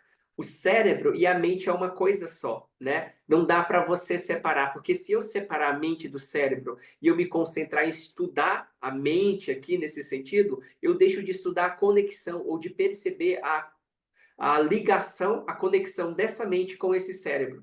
Então, eles acreditam que são, para eu estudar um, eu preciso estudar o outro. Então, a gente fala mente-cérebro, porque a gente considera, né, que a mente, o cérebro físico são uma coisa só, tá? A cognição, o pensamento é apenas a manifestação disso, tá? Mas dá para ser mensurado à medida que eu olho para o comportamento, ou seja, que eu olho para essa parte mais primitiva. Então, mente e cérebro, ou seja, um organismo só, tá? Uma entidade só, que é como eles falam nesse sentido. E vai muito contra o que o Descartes, né, falou. Descartes falou que a gente precisa separar, né, o corpo, né, da mente, o corpo do cérebro nesse sentido. E aí o Descartes, por algum tempo, divulgou a ideia dualística. A ideia dualística de que tudo é dual, né? Tanto assim, o ser humano existe o corpo e existe o espírito, a alma, existe o corpo e existe a mente. E essa dualidade, assim, ela acompanhou o desenvolvimento do campo de pesquisa das neurociências, como também, de certa forma, da psicologia, né? Passando a considerar o corpo diferente assim da mente, o que foi muito contra assim, o olhar do Freud, né? Porque o Freud considerou isso, viu a ideia de somatização, do corpo manifestar o que a mente está sentindo. Então, ele já começou a olhar para essa ligação. E o Jack Panksepp defende isso. Ele fala que não há possibilidade de eu olhar para as coisas considerando que elas são dual. Um exemplo muito específico disso é os animais. O Descartes falava que os animais eles não experimentam afeto, tá? Por que eles não experimentam afeto? Porque eles não têm mente, porque eles não têm cognição. Mas aí a neurociência hoje comprova que sim, os animais eles têm mente, eles experimentam, de certa forma, afeto. Isso se demonstra no comportamento. Então, eles experimentam afeto. O seu animalzinho aí, ele experimenta raiva tanto quanto você experimenta raiva. Ele experimenta medo, alegria quando você chega em casa depois de um dia de trabalho, assim como você sente alegria quando você encontra alguém que você gosta. Isso é tão real que qualquer mamífero deprime, de fato ele deprime se ele fica isolado. Uh, um dos métodos assim mais violentos que tinha de punição, não sei se acontece hoje, é a ideia do isolamento, né? Colocar a pessoa na solitária. Colocar a pessoa na solitária alguns dias ali, a pessoa entra num colapso, porque ela precisa de convivência, ela precisa conviver, se conectar a outras pessoas. O animal da mesma forma, existe pessoas assim que você percebe, contam um relato de cachorro, gato, animal de estimação, que ela tem uma conexão tão profunda que quando essa pessoa falece, ou quando esse animal fica doente, ou essa pessoa fica doente e se ausenta de casa, esse animal deprime, ele não come, ele não se alimenta, ele não brinca. Então, todo mamífero tem a capacidade de deprimir. Tanto que eu tenho um pouquinho da Índia aqui, a gente chama ele de Yak, ó, colocando um pouquinho da Índia de Yak. E ele, agora a gente vai ter que doar ele, porque ele está há muito tempo sozinho, ele está começando a deprimir. Não tenho condições de ter dois, e ele precisa estar em dois. Depois de 2, 3 meses, você começa a se depreciar, ele começa a fazer mais grunhidos, chamando por outro parceiro. Às vezes ele fica gritando, fazendo os grunhidos dele, a gente acha que é comida e na verdade não é. Aí ele quer que o meu filho vá lá, pegue ele e fica passando a mão dele. Meu filho vai, faz isso de vez em quando. Às vezes eu cobro, você tem que pegar o iaco. Ele pega, fica passando a mão da comidinha. Mas ele tem essa necessidade. Quando ele sente falta, ele grita, né? Ele traz alguma fala, ele traz algum grunhido, algum som, alguma vocalização. E você aí, o que você faz quando você quer vínculo? O que você faz quando você se sente sozinho? Você vai para a rede social, você posta um status, você liga para alguém, você vai olhar o perfil de uma outra pessoa, o que você faz? Como que você pede vínculo, né? Tem pessoas que dizem que não precisam de vínculo, mas à medida que elas vivem, que elas sobrevivem, elas precisam de vínculo. Seja para conseguir um conhecimento, para acessar um computador, usar uma internet, tudo isso é constituído por outras pessoas que constituíram isso a partir dos seus próprios vínculos, tá? Estar conectado é uma necessidade mamífera, tá? Ao contrário de uma cobra, um lagarto, que eles não têm esse problema, eles não têm essa necessidade de estar em outro grupo, né? De estar vinculado a outros répteis. Os mamíferos, sim, a gente tem essa necessidade. Tanto que qualquer animal mamífero isolado por muito tempo, assim, se ele constitui um afeto com o outro, ele tende a deprimir. E como eu disse, para fundamentar, refutar um pouquinho essa ideia dualística, pelo menos para a gente falar de mente e cérebro aqui, né, nesse sentido que é uma entidade só, o Antônio Damasio, né, que é um neurocientista português que escreve um livro maravilhoso, assim, ele critica totalmente, ele escreve um livro chamado O Erro de Descartes, né, que ele fala, traz vários dados científicos para refutar a ideia do dualismo que o Descartes diz, de tentar separar a mente e corpo, né? Ele enfatiza que a consciência e as emoções, eles são fenômenos emergentes e que eles só acontecem se essa mente está conectada a esse corpo. À medida que eu separo essa mente desse corpo, eu não consigo estudar esse fenômeno, porque eles não se separam, tá? Eles estão intimamente conectados. Igual, por exemplo, o nosso próprio cérebro, né? Não há como, por exemplo, eu existir só com o tronco cerebral, não há como eu existir somente com o sistema límbico, como não há como eu existir somente com o neocórtex. e eles se conectam entre si, né? Eles têm um dinamismo, e esse dinamismo é o que torna a vida possível, tá? Então, eu recomendo muito. Para quem não lê inglês, tá? Para quem não sabe, para quem não teve a oportunidade de aprender a ler o inglês, que é aqueles 2 livros que eu recomendei. O livro não tem em português, tá, gente? Aqueles livros só tem em inglês. Eu recomendo que vocês leiam Antônio Damasio, tá? O Antônio Damasio é o mais próximo que nós temos do Jack Panksepp, no que ele escreve, no que ele divulga, tá? É um neurocientista brilhante, adoro o conteúdo dele. Eu recomendo que vocês leiam ele, tá? Procura, não sei quanto tá esse livro, você pode procurar outros livros nesse sentido do Antônio Damasio, que tudo que ele publica, né, tem em português e é viável, tá? O valor, tanto o valor e a acessibilidade de compreender, porque também vem no português. Fica aí essa indicação. Inclusive, o Antônio Damasio também fazia parte da NPSA e estava lá na inauguração, né, da associação no Congresso Internacional de Neuropsicanálise, tá? Pessoal, sei que vai dar 1 hora, estou quase terminando, tá bom?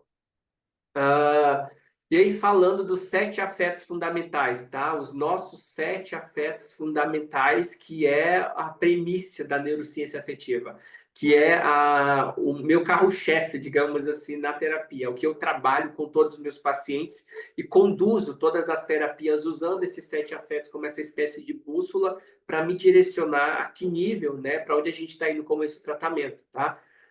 Então, o Jack Panksepp, fazendo as pesquisas dele, ele mapeou, né, em todos os mamíferos, assim, e em todos os animais, vou falar em todos os animais, esses afetos fundamentais. Mas tem 3 desses sistemas afetivos que estão presentes somente nos mamíferos, tá?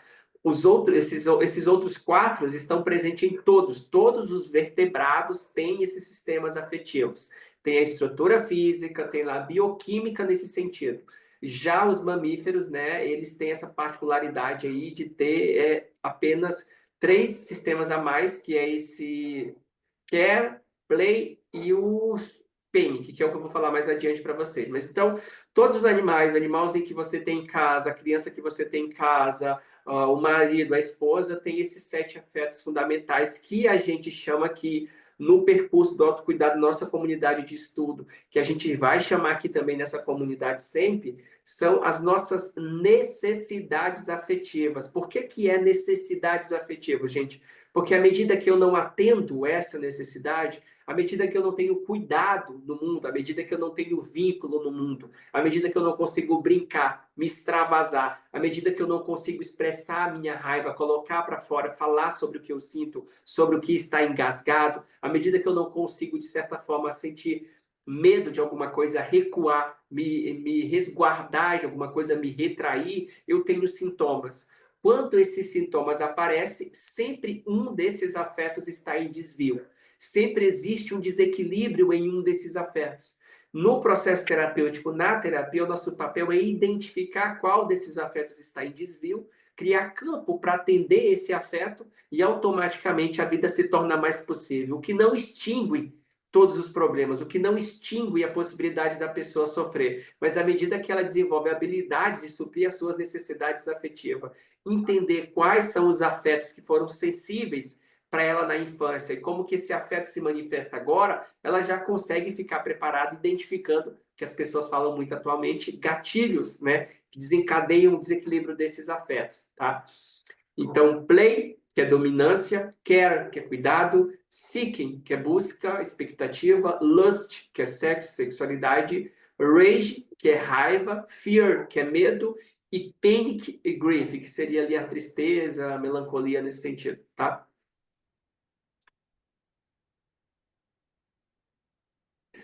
E aí, assim, para mim, dessa aula, o primordial, acho que é isso aqui, ó. Isso aqui é a base da nossa consciência, é a base do nosso estar no mundo, tá? É isso aqui que diz o que você está fazendo, o que você está sentindo, o que aquele relacionamento está te proporcionando, o que lembrar, né, aquele passado está te proporcionando, o que, sei lá, está comendo alguma coisa, está abraçando uma pessoa, está fazendo um trabalho, está fazendo uma trilha, o que aquilo está te fazendo sentir, tá? Substância cinzenta periaquedutal. Coloquei aqui do lado esquerdo do nosso cérebro para vocês terem uma ideia de onde ela está localizada. Percebam que aquilo que vem primeiro não perde a sua importância quando a gente está falando de neuroanatomia, tá? Quando a gente está falando de processo evolutivo. Processo evolutivo significa que aquilo que vem primeiro não perde seu grau de importância. Pelo contrário, ele comanda, ele continua desempenhando um papel muito importante na sobrevivência. E essa substânciazinha, ela é quase do tamanho assim, de um carocinho de feijão, ela está localizada naquela região específica que eu coloquei ali, tá? Para vocês. A gente fala que ela é o centro, né, da mente, a base da nossa consciência. Por quê? Essa substânciazinha, ela tem dois lados, assim, essa substânciazinha branca que vocês estão vendo. PEIGE, né, substância cinzenta periaquedutal, porque ela está, né, no arqueduto, por isso que ela chama-se periaquedutal, substância cinzenta periaquedutal. Essa substância ela tem dois lados. Se você estimula um lado, né, dessa estrutura, e aí eu estou falando coisas que o Jack Panksepp fez com os animais e com algum cérebro humano para entender isso, se você estimula um ladinho assim dessa substância, você sente raiva, você sente medo, você sente dor, você sente desprezo, você sente pânico, você sente abandono. Se você estimula o outro lado, você sente prazer, você sente alegria, você sente desejo, você sente vontade de buscar, você sente estimulação. Um lado é desprazer, o outro é prazer. Prazer e desprazer. Eu tenho prazer, né, nas coisas que eu estou fazendo no mundo, eu tenho prazer no relacionamento, eu estou estimulando um lado dessa substância. Se eu sinto desprazer, eu estou estimulando uma outra substância. Por que eu falo que ela é a base da nossa consciência? Porque tudo aquilo que vai chegar no nosso neocórtex, que a gente vai pensar, que a gente vai raciocinar sobre, passa por essa substância, passa por essa estruturinha do tamanho desse caroço de feijão, passa por essa estrutura. Quando ele passa por essa estrutura, ele diz se aquilo é positivo ou se aquilo é negativo. Positivo para quê? Negativo para quê? Para atender às suas necessidades afetivas. Então, se você pegar como exemplo um pássaro, se você pegar, por exemplo, um cachorro, o seu gato que você tem aí, vamos pegar o gato como exemplo, melhor, o rato, vamos pegar o rato como exemplo. Se você pega um rato, né, e coloca esse rato próximo de um gato, automaticamente ele estimula esse lado do desprazer dessa estrutura. Quando estimula o lado desse desprazer, essa substânciazinha, ela envia um comando para o nosso neocórtex dizendo: eu estou sentindo desprazer, eu estou sentindo medo, eu estou sentindo desconforto, eu estou sentindo pânico. Esse neocórtex, a gente está falando de uma instância cognitiva, vai raciocinar, vai pensar, vai planejar, esquematizar como ele sai daquela situação.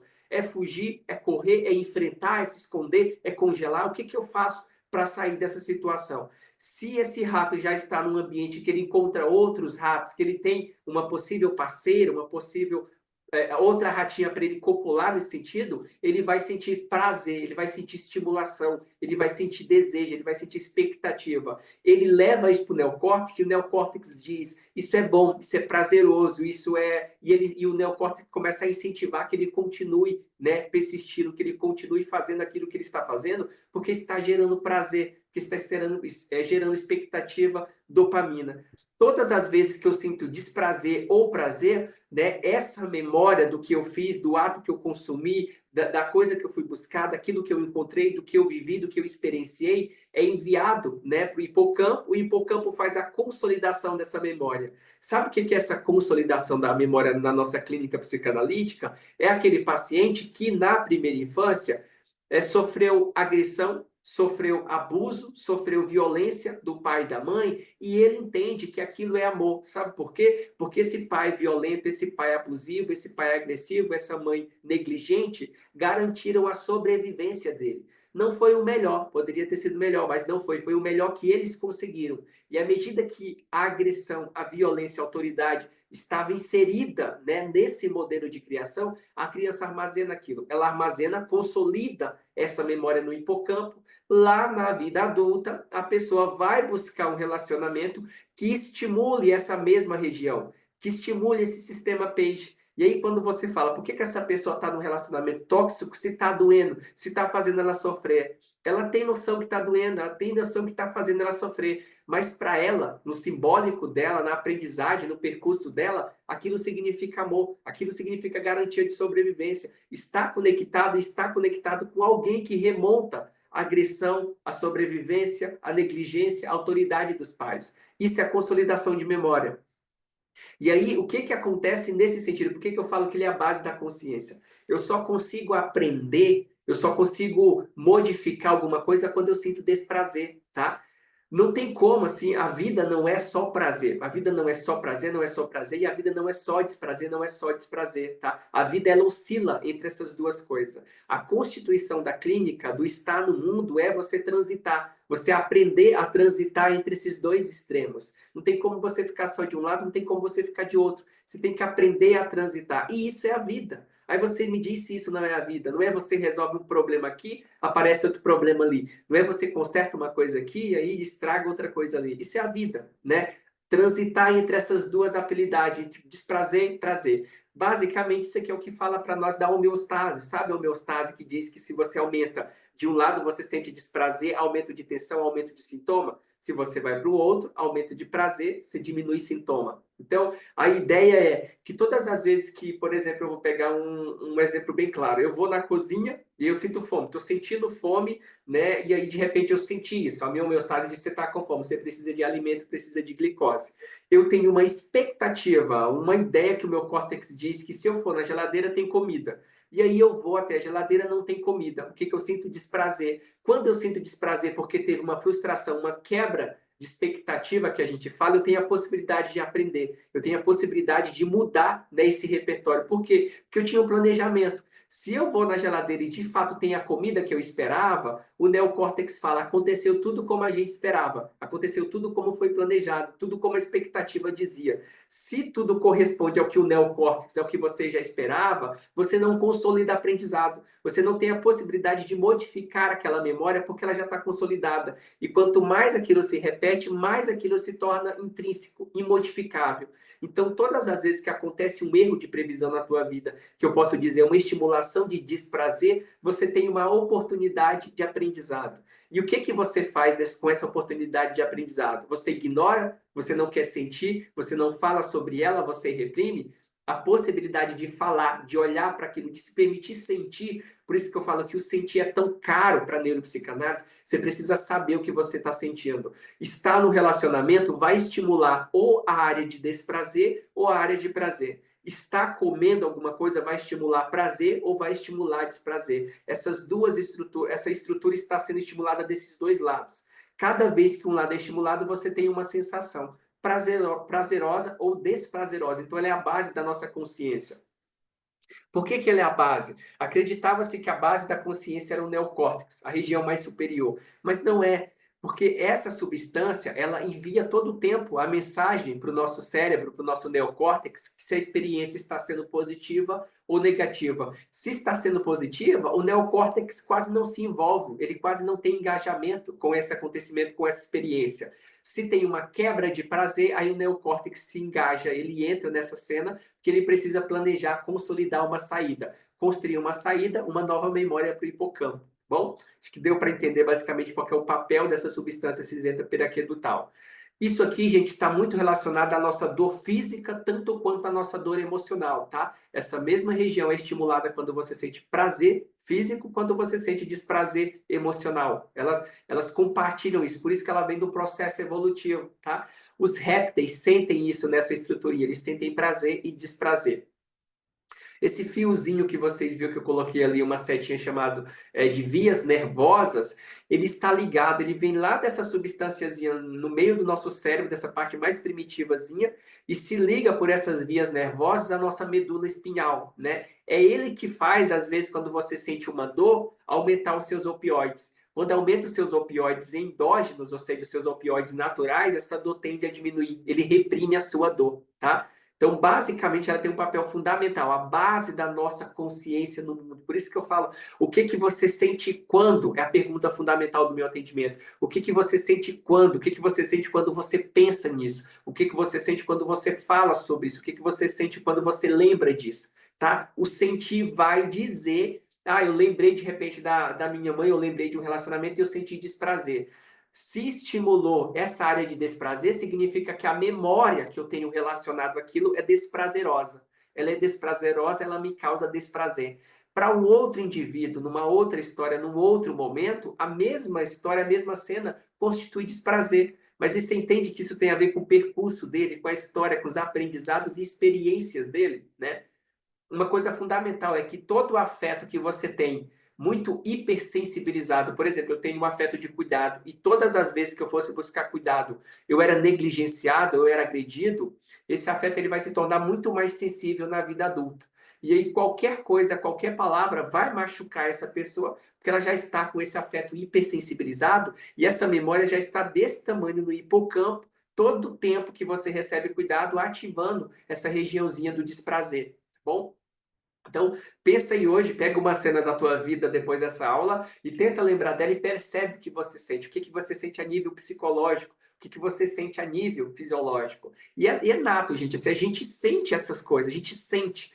Tudo que a gente pensa, tudo que a gente toca, a gente sente. A capacidade de sentir está intimamente ligada com essa base da nossa consciência aqui, tá? Claro, gente, isso de uma maneira simplista. Claro que essa base da nossa consciência está ligada a outras regiões cerebrais, mas ela é o principal, ela é o foco, é o que mais tem intensidade.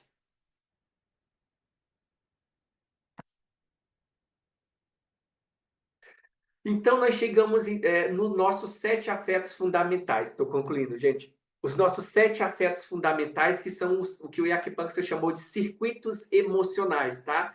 Quais são eles, assim, trazendo para o português? O sistema de busca, o sistema de cuidado, o sistema de raiva, o sistema de medo, sistema de pânico e luto, sistema de dominância e sistema de sexo. Eu coloquei ali no cérebrozinho para vocês terem uma ideia, tá? De como que isso acontece. Olha que interessante. Ali embaixo vocês vão ter a acetilcolina. Deixa eu ver se eu consigo deixar o mouse lá.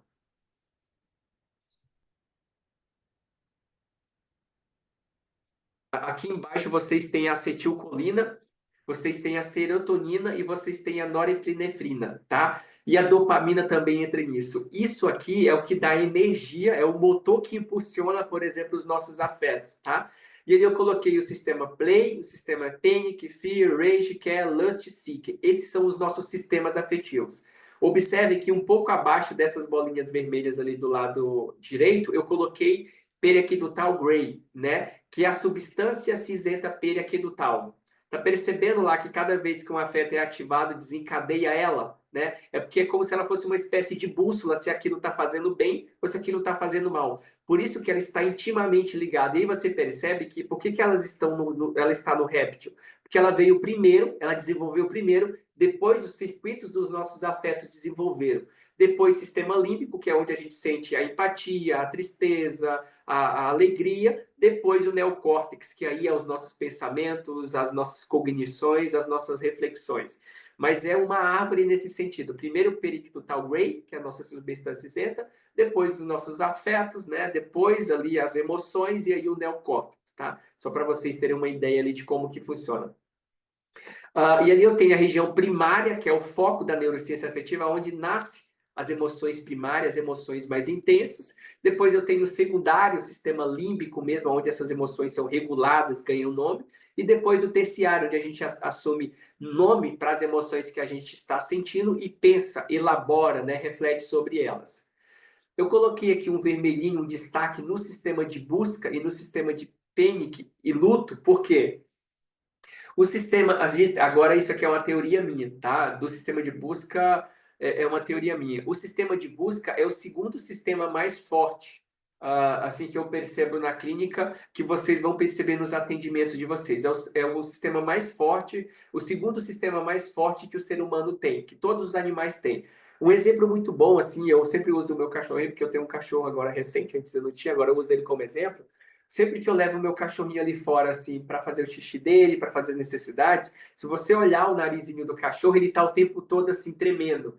Dopamina, sabe, buscando, assim, investigando, cheirando aqui, cheirando ali. Os roedores também, o nariz dele tá o tempo todo buscando alguma coisa. O que faz aquele nariz estar naquela energia o tempo todo, irrigado muito sanguineamente, é o sistema SIC, é a dopamina.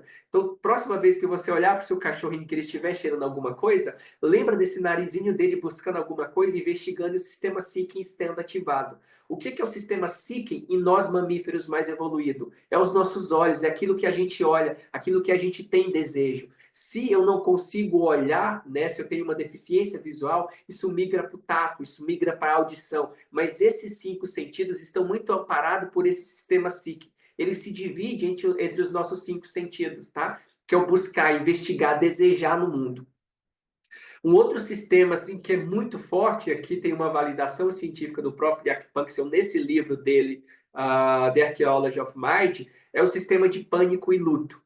Eu tenho uma aula no canal do YouTube, acho que vocês já devem ter assistido, quem não assistiu pode ir lá assistir, que a gente fala que eu falo que é a maior demanda da clínica psicanalítica, que é o sistema de pânico e luto. Basicamente, o sistema de pânico e luto é o sistema de vínculo.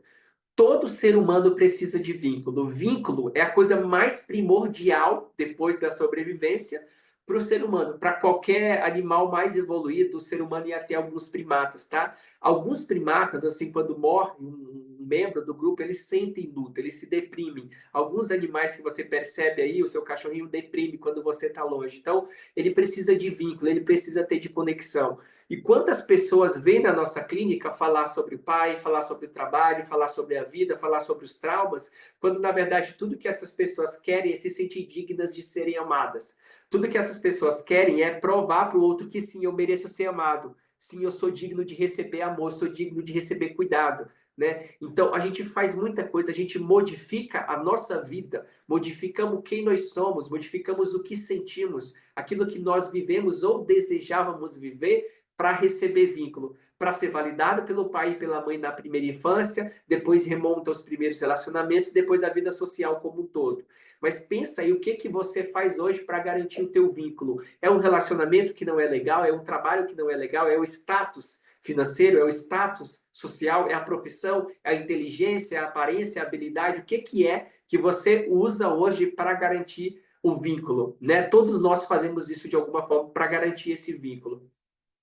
E aí, o Jack Panksepp, no experimento dele, ele diz que quando você olha todas as emoções primárias, ou seja, todos esses 7 afetos, e você olha o sistema de pânico e luto, o sistema de vínculo, o sistema de pânico e luto, ele acende o cérebro de uma parte, né, de uma estrutura muito maior do que qualquer outra emoção. Ou seja, uma emoção como o cuidado, a raiva, vai acender, digamos, 30% do cérebro, 40% do cérebro, enquanto o sistema de pânico e luto ele vai acender basicamente aí 80 a 90% do cérebro em todos os mamíferos.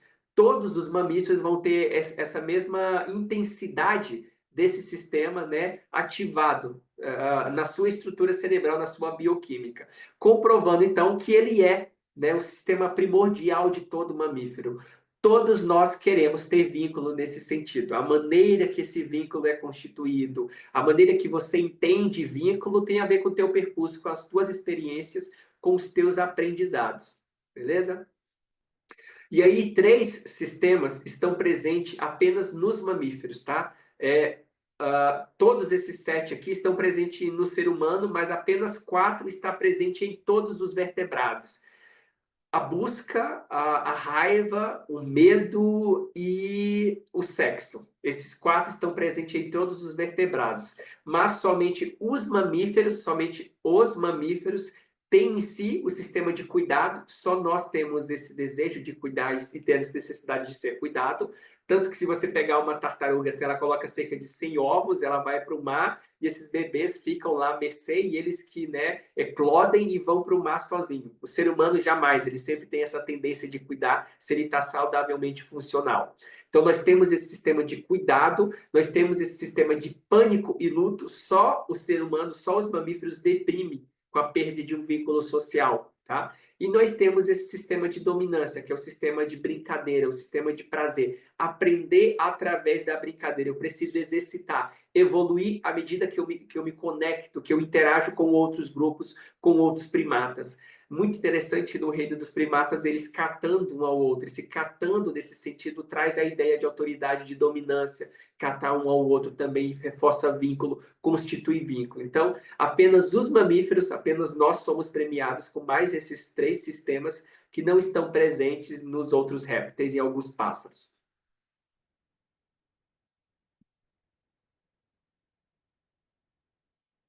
E aí, para ir para a nossa finalização, agora é o último slide mesmo, eu vou trazer aqui uma pincelada de como que isso tudo que eu falei aqui, ela se constitui na clínica, tá? Claro que a gente vai falar sobre cada um desses aspectos, mas como que isso se apresenta na clínica, no atendimento do paciente e no que eu vejo, no 90% dos discursos que eu vejo hoje na internet sobre saúde mental, tá? Que é sobre a importância da neurociência afetiva para terapeutas e psicanalistas. Todos os sintomas, gente, quando o seu paciente chega na sua clínica e fala assim, eu estou sentindo ansiedade, ou eu estou sentindo depressão, ou eu estou tendo fobia, eu estou tendo ataque de pânico, tá? Todas as vezes que o paciente traz esse discurso, ele está consciente disso, tá? Ele está sentindo consciente, ele está sentindo consciência daquilo que está demandando, tanto que ele nunca vai na terapia falar assim, eu estou buscando a ajuda, o tratamento para uma coisa inconsciente. Ele não tem como, ele sempre vai porque ele está sentindo. É o que ele sente que traz o mal-estar e demanda ele a ir para a clínica. Mas raramente esse paciente sabe o que ele está sentindo. Ele sabe que é uma dor, ele sabe que é uma angústia, mas ele não sabe de qual desses afetos fundamentais ele está sofrendo. Ele não sabe por que, que essa substância cinzenta periaquedutal está causando desprazer em relação a determinado afeto, tá? E aí se constitui, então, o papel do neuropsicanalista. Identificar qual é esse afeto que está em desvio. Para isso, a gente vai ter uma aula sobre cada um desses afetos e entender a manifestação, a estrutura, a bioquímica. Tem muito medicamento psiquiátrico que interage com esses afetos assim, de uma escala gigantesca que me preocupa muito. Um exemplo que eu posso citar é a Ritalina. Quanto mais você prescreve Ritalina para as crianças, para os adultos nesse sentido, mais ativa o sistema de busca dela, mais ativa o sistema de busca. Quanto mais ativa esse sistema de busca, porque o TDAH, nesse sentido, ele não é falta de atenção, ele é excesso de atenção. O que eu tenho é dificuldade em canalizar essa atenção para fazer uma coisa de cada vez. É tanta atenção que passa alguém ali, eu quero fazer tudo ao mesmo tempo. A Ritalina, nesse sentido, é para lidar com o TDAH, mas ela ativa tanto esse sistema de busca que estudos comprovam que quanto mais uma pessoa faz o uso de Ritalina, mais ela tende a se tornar consumista, tá? As pessoas que usam Ritalina, elas compram muito mais, elas consomem muito mais, elas buscam muito mais. A consequência disso é que a gente está tendo toda uma faixa etária de crianças sendo altamente medicadas por Ritalina. Qual que é a consequência disso? Benefício para o capitalismo, porque nós vamos ter uma sociedade que consome, que compra muito mais e que aí tem que trabalhar, tem que demandar, tem que construir muito mais, tem algo a se pensar, né? Tem algo a se pensar nesse sentido. E aí a gente começa a perceber isso, assim, no paciente, na clínica, quando ele traz as compulsões. Por que, que a compulsão se dá? Sistema de busca, repetição nesse sentido. Apenas um exemplo que eu estou citando da Ritalina, mas a gente poderia olhar também para a questão do autismo, que também é uma coisa que tem a ver com os afetos aqui. Mas basicamente o que eu quero dizer é assim, existem as emoções primárias, que são os 7 afetos fundamentais que a gente falou. Por que são emoções primárias, gente? Porque foram as primeiras a existir. Elas são mais intensas do que qualquer outra emoção, tá? Mais intensa do que qualquer outra emoção. Recentemente saiu o filme Divertidamente, e aí eu vi lá a ansiedade, né, estando como uma emoção. Peraí, gente, alguém mandou mensagem.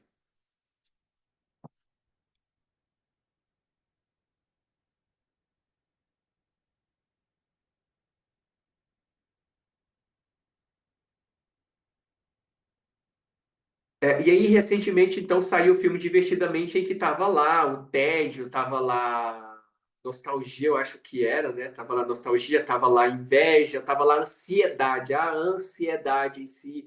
E aí, eu fui assistir o filme porque eu precisava conferir nesse sentido. Mas assim, então existem as emoções primárias. Lá no primeiro filme tinha algumas das emoções primárias, tá? Aqui a gente não está falando de uma teoria, aqui a gente está falando de algo fundamentado neurocientificamente. Existe uma vasta quantidade de estudos, ensaios clínicos, ensaios científicos, testes, pesquisas que comprovam isso. Então, tenham segurança ao falar sobre isso, tenham segurança em debater sobre isso, tá?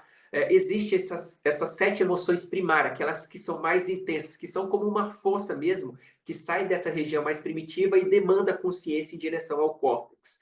Essas emoções primárias, aí a gente vai ter lá o sistema de busca, que é uma emoção de buscar, a gente vai ter cuidado, a gente precisa de cuidado e faz tudo por cuidado. Uma delas é o medo, que é o exemplo que eu coloquei aqui, é o medo. Mas você acha que o paciente vai chegar na clínica para você e vai dizer assim, eu estou com medo? Estou com medo de quê? Né? Não vai saber, o paciente não tem isso, ele não vai conseguir dizer isso. Mas com esse conhecimento, o psicoterapeuta, o psicanalista entende que esse paciente não vai chegar com o discurso do medo, mas ele precisa identificar qual que é o afeto em desvio. E aí, né, através daquele teste que eu criei, que a gente vai falar sobre ele numa aula, eu vou tentar compartilhar ele com vocês. O paciente vai chegar no máximo, com emoção secundária. A ansiedade que apareceu no filme lá da adolescente da Riley é uma emoção secundária. O que é uma emoção secundária? É uma derivação, uma caracterização, né, um pouco mais branda, digamos assim, dessa emoção primária. Porque o paciente não consegue chegar lá e falando, eu estou com medo, porque se fosse na selva, ter medo é válido.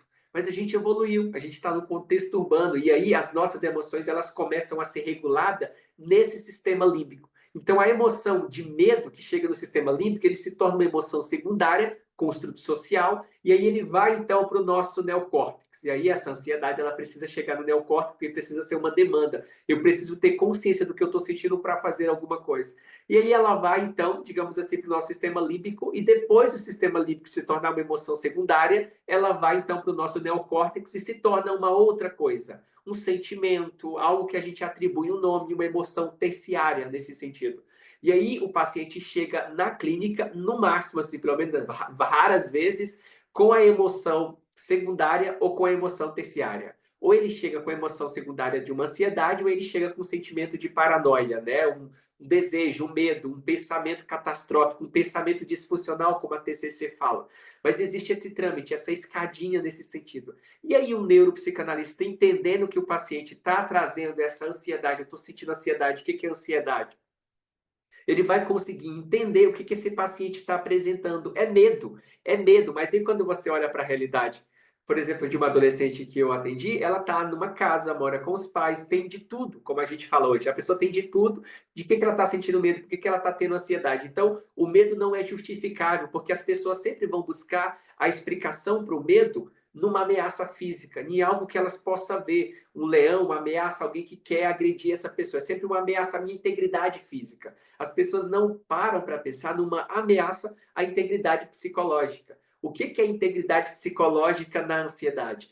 Basicamente, vínculo. Vínculo. O que é vínculo? A pessoa que sente ansiedade, no caso de uma adolescente que eu atendi, ela estava tendo muitas crises de ansiedade, mas a pessoa fez uma faculdade 5 anos, estava na segunda faculdade, ao contrário de todos os colegas que já estavam trabalhando, construindo a sua vida, ela continuava morando com os pais, foi trabalhar numa outra profissão muito abaixo da profissão dela no quesito financeiro, ou seja, ela não conseguiu competência para prosperar, para fluir na vida, cumprir, né, esse trilho que a gente tem que fazer de papel de adulto, que é ensino da escola, depois ir para a faculdade, depois trabalhar, depois prosperar. Ela não conseguiu fazer esse percurso.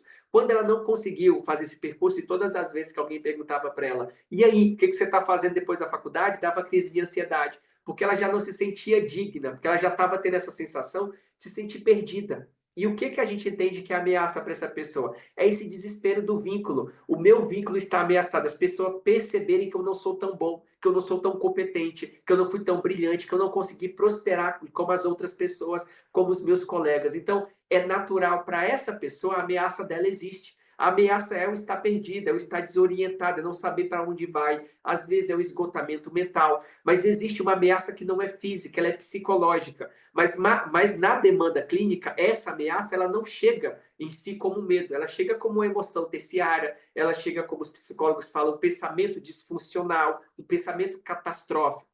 Mas aí, uma coisa que eu bato um pouco na TCC, se não existe uma ameaça física, se não existe um local que desencadeia a ameaça para aquela pessoa da emoção primária medo, como que eu dessensibilizo essa pessoa? Porque se ela tem uma fobia de elevador, eu levo ela no elevador, vou desconstruindo esse medo, eu vou trazendo essa dessensibilização, que é uma técnica da TCC. Mas e se não existe esse objeto físico? Se essa ameaça não é externa, se essa ameaça é psicológica, é vínculo nesse sentido, como que eu trabalho? E aí, na neuropsicanálise, eu tenho essa visão, eu amplio isso. Então, aqui eu dei o exemplo do medo, mas existe várias vezes que a pessoa vai estar querendo vínculo, que ela vai estar querendo cuidado, e ela não consegue pedir por cuidado. Quando ela não consegue se sentir por cuidado, ela sente solidão. Quando ela sente solidão, emoção secundária, ela vai chegar na clínica se dizendo muito solitária, muito abandonada, indigna de ser amada, rejeitada, sozinha. Então, nunca é de fato esses afetos que se apresentam. Eles sempre vêm consolidados, porque o nome que a pessoa dá para as suas emoções tem a ver com a cultura dela, tem a ver com os aprendizados dela, tem a ver com o percurso que ela fez para chegar até aqui. Mas todas as vezes que essa, né, emoção demanda, que esse afeto está em desvio, ele vai buscar uma ajuda terapêutica, neuropsicanalítica. E aí a gente olhando para esse afeto, se eu sei que essa pessoa está apresentando ansiedade, e eu sei que a ansiedade, na maioria das vezes, está falando de medo, medo de vínculo, eu vou trabalhar basicamente o vínculo. O que que eu, Eduardo, faço na terapia? Eu vou olhar para os vínculos da infância, ver qual foi a qualidade desses vínculos da infância, e já na primeira infância, do 0 ao 7, eu consigo identificar a negligência, né? A impotência dessa criança nesse sentido, que ela disse que não queria crescer, ela queria se negar a crescer, porque daí ela deixava de ser cuidada, deixava de ser amada, deixava de ser a preferida dos pais nesse sentido. E foi o que aconteceu, foi o que a vida demandou. Porque um adulto, uma pessoa que fez uma faculdade, os pais começam a cobrar, a demandar a independência, a demandar que vai embora de casa, que constitua a própria vida, e aí o indivíduo se vê como indigno, incapaz, insuficiente de ser amado, porque não conseguiu fazer o percurso que todos os colegas e a irmã conseguiu. Então ali eu coloquei medo, emoção primária, a ansiedade, a emoção secundária, que é o discurso do paciente, a paranoia, que é o sentimento, o nome que ele dá para a emoção que ele está sentindo, tá? Então, quando você sente, quando direciona vocês para qual desses afetos o paciente está sentindo.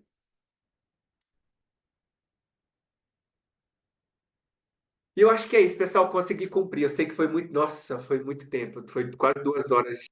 Eu vou colocar meu fone aqui, vamos bater um papinho rápido. Quem tiver que sair, eu vou entender, mas gostaria de ouvir as considerações de vocês.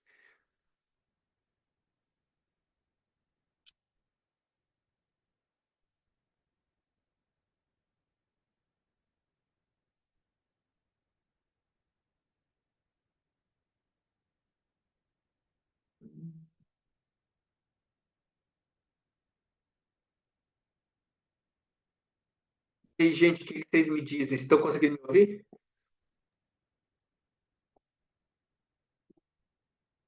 Ah, você quer falar? Levantou a mão? Eu quero falar, professor. Boa. Então, no meu caso, eu estou assim surpresa, perplexa de ver o quanto existe, né, de pesquisa, o quanto é profundo, sabe, a parte da neuropsicanálise, né? Porque eu tinha já pesquisado, feito alguns cursos com psicólogos, né? Tem inclusive um grupo que chama GTA, eu acho, GT, Uhum. e eu fiz um curso com eles, né?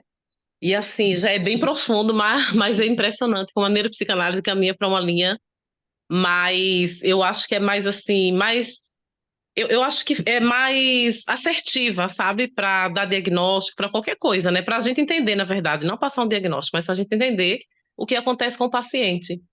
Então eu estou encantada, estou adorando. Só é só o comecinho, mas para mim tá de grande tamanho, sabe? Estou assim realmente encantada. Compartilhamento. Quem mais gente que quiser abrir o microfone, fiquem à vontade.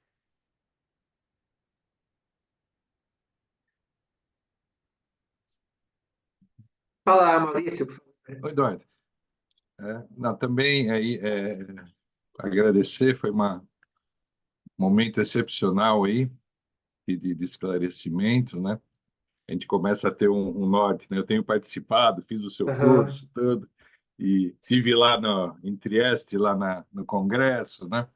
Legal. E o que eu gostaria de saber, assim, né, eu sei que é muito rapidamente, mas a questão dos 7 afetos fundamentais, né? Você disse que é Uhum.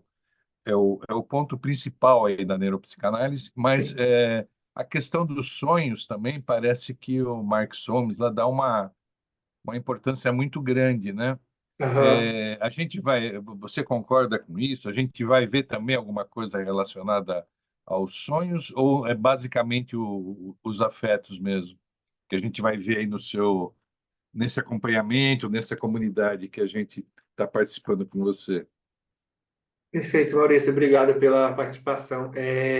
A gente vai sim, assim, eu quero fazer uma aula sobre sonhos, mas o porquê que o Mark Solomon ele dá uma importância grande assim para os sonhos? Porque o fundamento da neuropsicanálise, como que a neuropsicanálise nasceu, foi a partir dos sonhos, assim. Ele falou, por que que o Freud defendia tanto a importância do sonho, e ele foi testar esses sonhos à luz das metodologias que a gente tem hoje, que não tinha no tempo do Freud.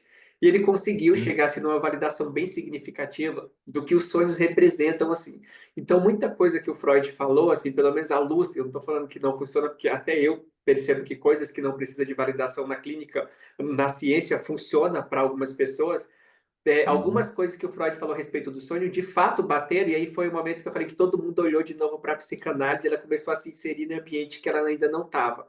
É. Então, sim, eu Uhum. pretendo com toda certeza abrir uma aula só para a gente falar sobre sonho nesse contexto, mas sim, elas têm um papel também dentro da neuropsicanálise, não tão forte e significativo assim como tem na Ah, tá. psicanálise, mas a gente vai sim abrir Uhum. uma aula para falar sobre ela. Ah, entendi. Tá ótimo, então. Muito obrigado. Obrigado, Maurício. Se mais alguém, não fiquem tímidos, pessoal. A gente vai falar demais aqui, pessoal. A comunidade, vocês vão ter que abrir, vão ter que interagir. Anderson, fala aí que você já está correndo, então já está só fala.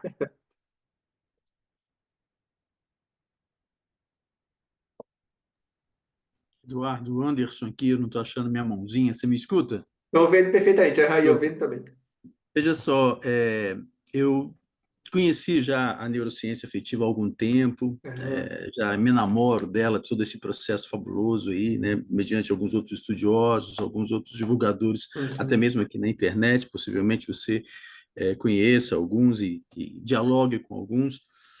Mas eu também estou em trajeto, em processo de formação em psicanálise. aham, E a minha grande questão é, quanto mais eu me aprofundo nesse enamoramento com essas duas linhas de pesquisa, é se elas algum dia entrarão em choque, né? Porque em algum momento, como eu percebo sempre, os estudos da neuropsicanálise, as colocações, vez por outra, elas se atam, elas remetem às colocações de Freud, às colocações, os termos típicos da psicanálise, mas eu percebo que há um ponto em que ela se fundamenta muito mais na questão da ciência, uhum, quase positivista, do que nos estudos do inconsciente, por exemplo. aham. É possível, você é um neuropsicanalista, é possível que essas duas abordagens andem de mãos dadas numa clínica, ou fatalmente, em algum momento, eu teria, ou algum de nós teríamos que optar por uma abordagem ou outra. No que depender de mim, a gente vai andar cada vez mais abraçado, assim, né? Abraçado, é carregado no colo um ao outro, assim. Mas é muito viável o que você fala, assim, porque, Anderson, muitos neurocientistas se opõem a esse diálogo, assim como a gente sabe que, para mim, assim, até me estranho, mas a maioria dos preconceitos, assim, do não aceito, não é legal, é dos próprios psicanalistas, assim. E aí eu fico até perplexo, assim, porque parece assim, e de verdade, você tem razão no que você falou, assim, às vezes dói, porque imagina, tem pessoas aqui que estudaram psicanálise toda a vida nesse sentido, e aí de repente veio alguma coisa e fala, isso mais ou menos, mas eu vou falar a minha opinião pessoal, assim, tá? O que as pessoas falam em si, existe um debate muito legal, assim, que eu acho que está na internet, hoje dá para você assistir em inglês, porque você consegue a tradução, que é do tá o Mark Somos e tá a Cristina Alberini, que são dois nomes de grande referência, a Cristina enquanto as memórias e o Mark Somos da neuropsicanálise, e eles debatem com outros grandes teóricos da neurociência. E eles falam que a neurociência contribui muito com a psicanálise, mas a psicanálise não contribui nada com a neurociência. E aí eles se opõem a esse diálogo nesse sentido. O que eu não concordo muito, assim, porque a gente tem que lembrar que o Freud, ele fala que ele trabalhou no escuro, né? Foi no escuro que ele trabalhou, ele acertou muita coisa porque a gente está encontrando hoje, muita coisa assim. Agora, eu acho que o Freud sempre disse que um dia o que ele estudou, o que ele complementou, o que ele teorizou seria estudado e verificado à luz assim da neurociência. E o Freud, eu acho que era um cara muito assim, que quando ele vai, não tá legal, não tá funcionando, ele não tinha medo de voltar atrás e rever aquilo. Aí eu acho que é o problema dos psicanalistas. Você precisa olhar para os psicanalistas americanos. A psicanálise americana ela não tem esse enriquecimento igual o Brasil tem. Eu faço parte de dois grupos assim de neuropsicanálise aqui no Sul, e um desses grupos hoje a gente pegou um texto do Mark Somos de um caso e a gente leu esse texto acerca da neuropsicanálise. e assim, a maioria dos psicólogos todos se opondo, assim, questionando a questão da pulsão, né? O Marcos Somos traz isso à tona, que ele, de fato, declara que é uma revisão, ele fez uma revisão das pulsões do Freud e tal, e trouxe aquilo à tona. E ele se opõe. Então, a maioria, assim, da dificuldade vai ser por parte dos próprios psicanalistas, em não querer abrir esse campo. Mas eu sou um cara que defendo muito isso, assim. Eu acho que a gente precisa muito da psicanálise, porque a psicanálise traz uma subjetividade, um respeitar o percurso do indivíduo, que a neurociência, de certa forma, é mais objetiva. E aí, quando a neurociência fala, ó, empresta esse afeto aqui, mas esse afeto cada um vai viver, vai buscar e vai entender que supre da sua forma, é dialogar com essa psicanálise. Então, para mim, assim, vai ser difícil realmente, mas eu não acho que uma tende a extinguir a outra. Uma porque a neurociência ela é muito... tem muito a trazer, a contribuir, ela está crescendo muito, e a psicanálise ela é consolidada. A psicanálise tem que lembrar que ela não é só clínica, ela é cultural, ela é social, é artística. Então, a psicanálise tem um campo que nunca vai se perder. E eu acho que vai dividir, vai ter gente que vai olhar esse diálogo e vai trabalhar nesse percurso, e tem gente que vai ficar, mas ambas vão existir. Obrigado, Anderson. Outro detalhe que eu queria até falar com o grupo, eu tenho as duas obras que você citou, aliás, as três, em formato digital. Legal. Não sei se lá na comunidade, lá no grupo, se o grupo desejar, eu posso compartilhar, né, e ver Perfeito. eles veem se vale a pena investir, talvez, numa obra física que é, de fato, Sim, com bastante certeza. dispendiosa, né? A minha ideia, assim, que se eu conseguisse fazer é que eu vou a cada 6 aulas compartilhando os 6 capítulos. A gente fez 6 aulas, eu vou compartilhar essa obra. O detalhe é que está em inglês, né? E daí tem essa questão, assim, e daí hoje em dia a tecnologia traduz tudo. Então isso é o mínimo para quem quer estudar nesse sentido, né? Mas obrigado, Anderson, obrigado mesmo. Muito obrigado, viu? A aula foi excelente. Obrigado.